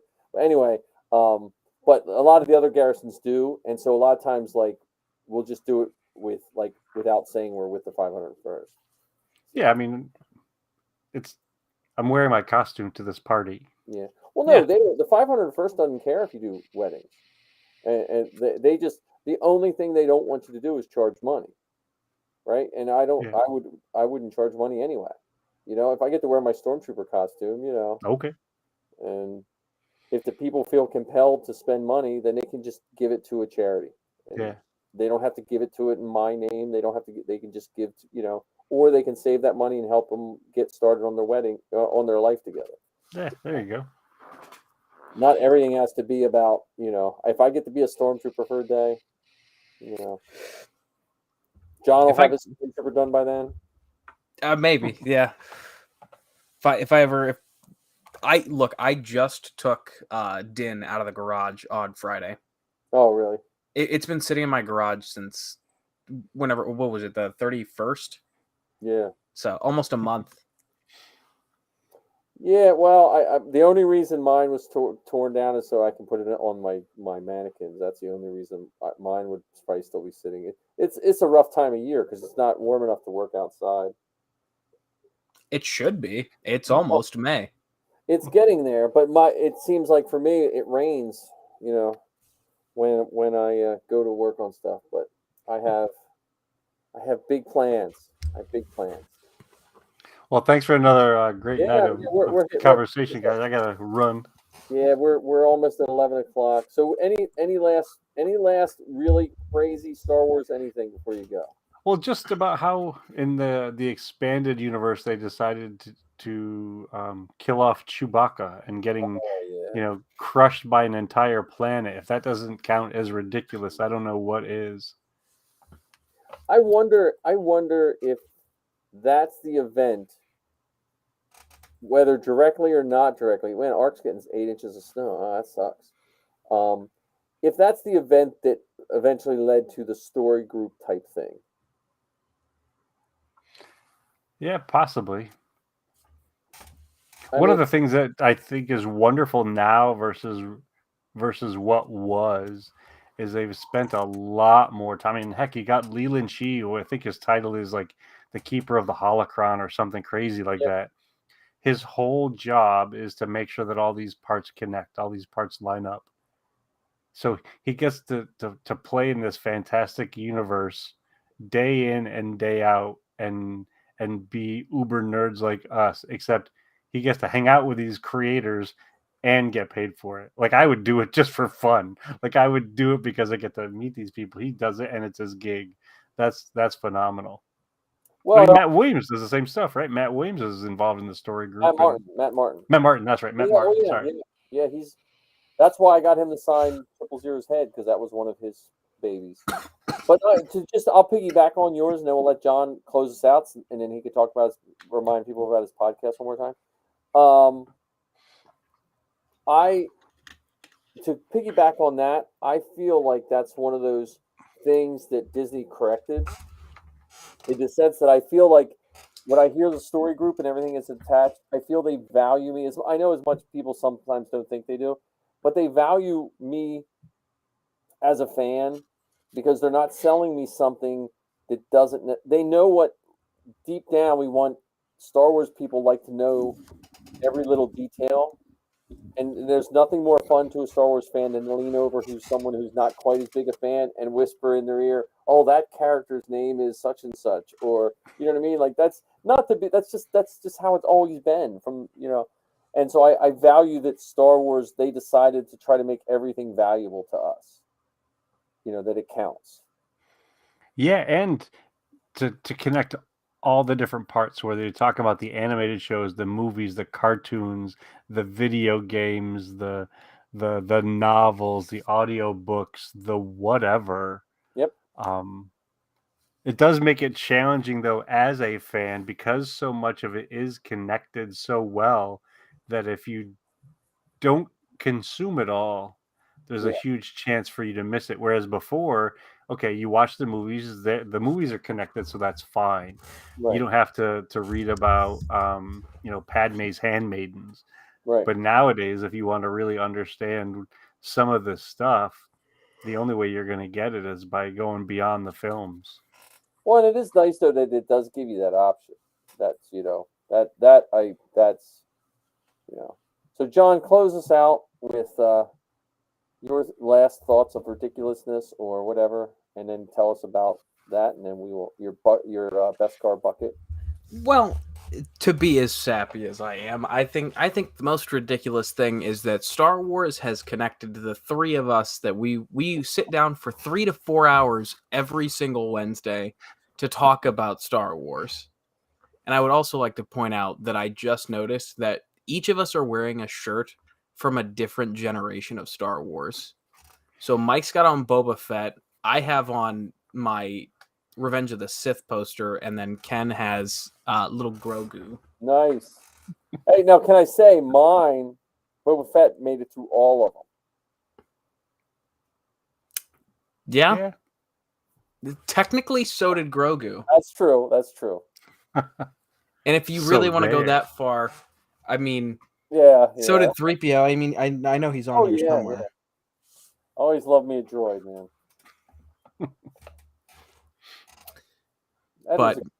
Yeah.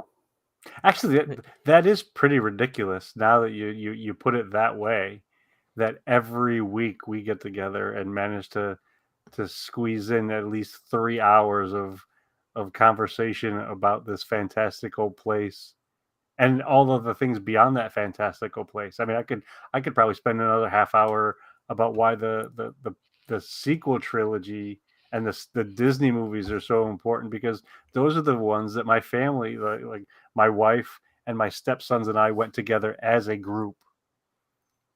You know, they weren't in my life during the original trilogy. They definitely weren't in my life in the sequel or the prequel trilogy.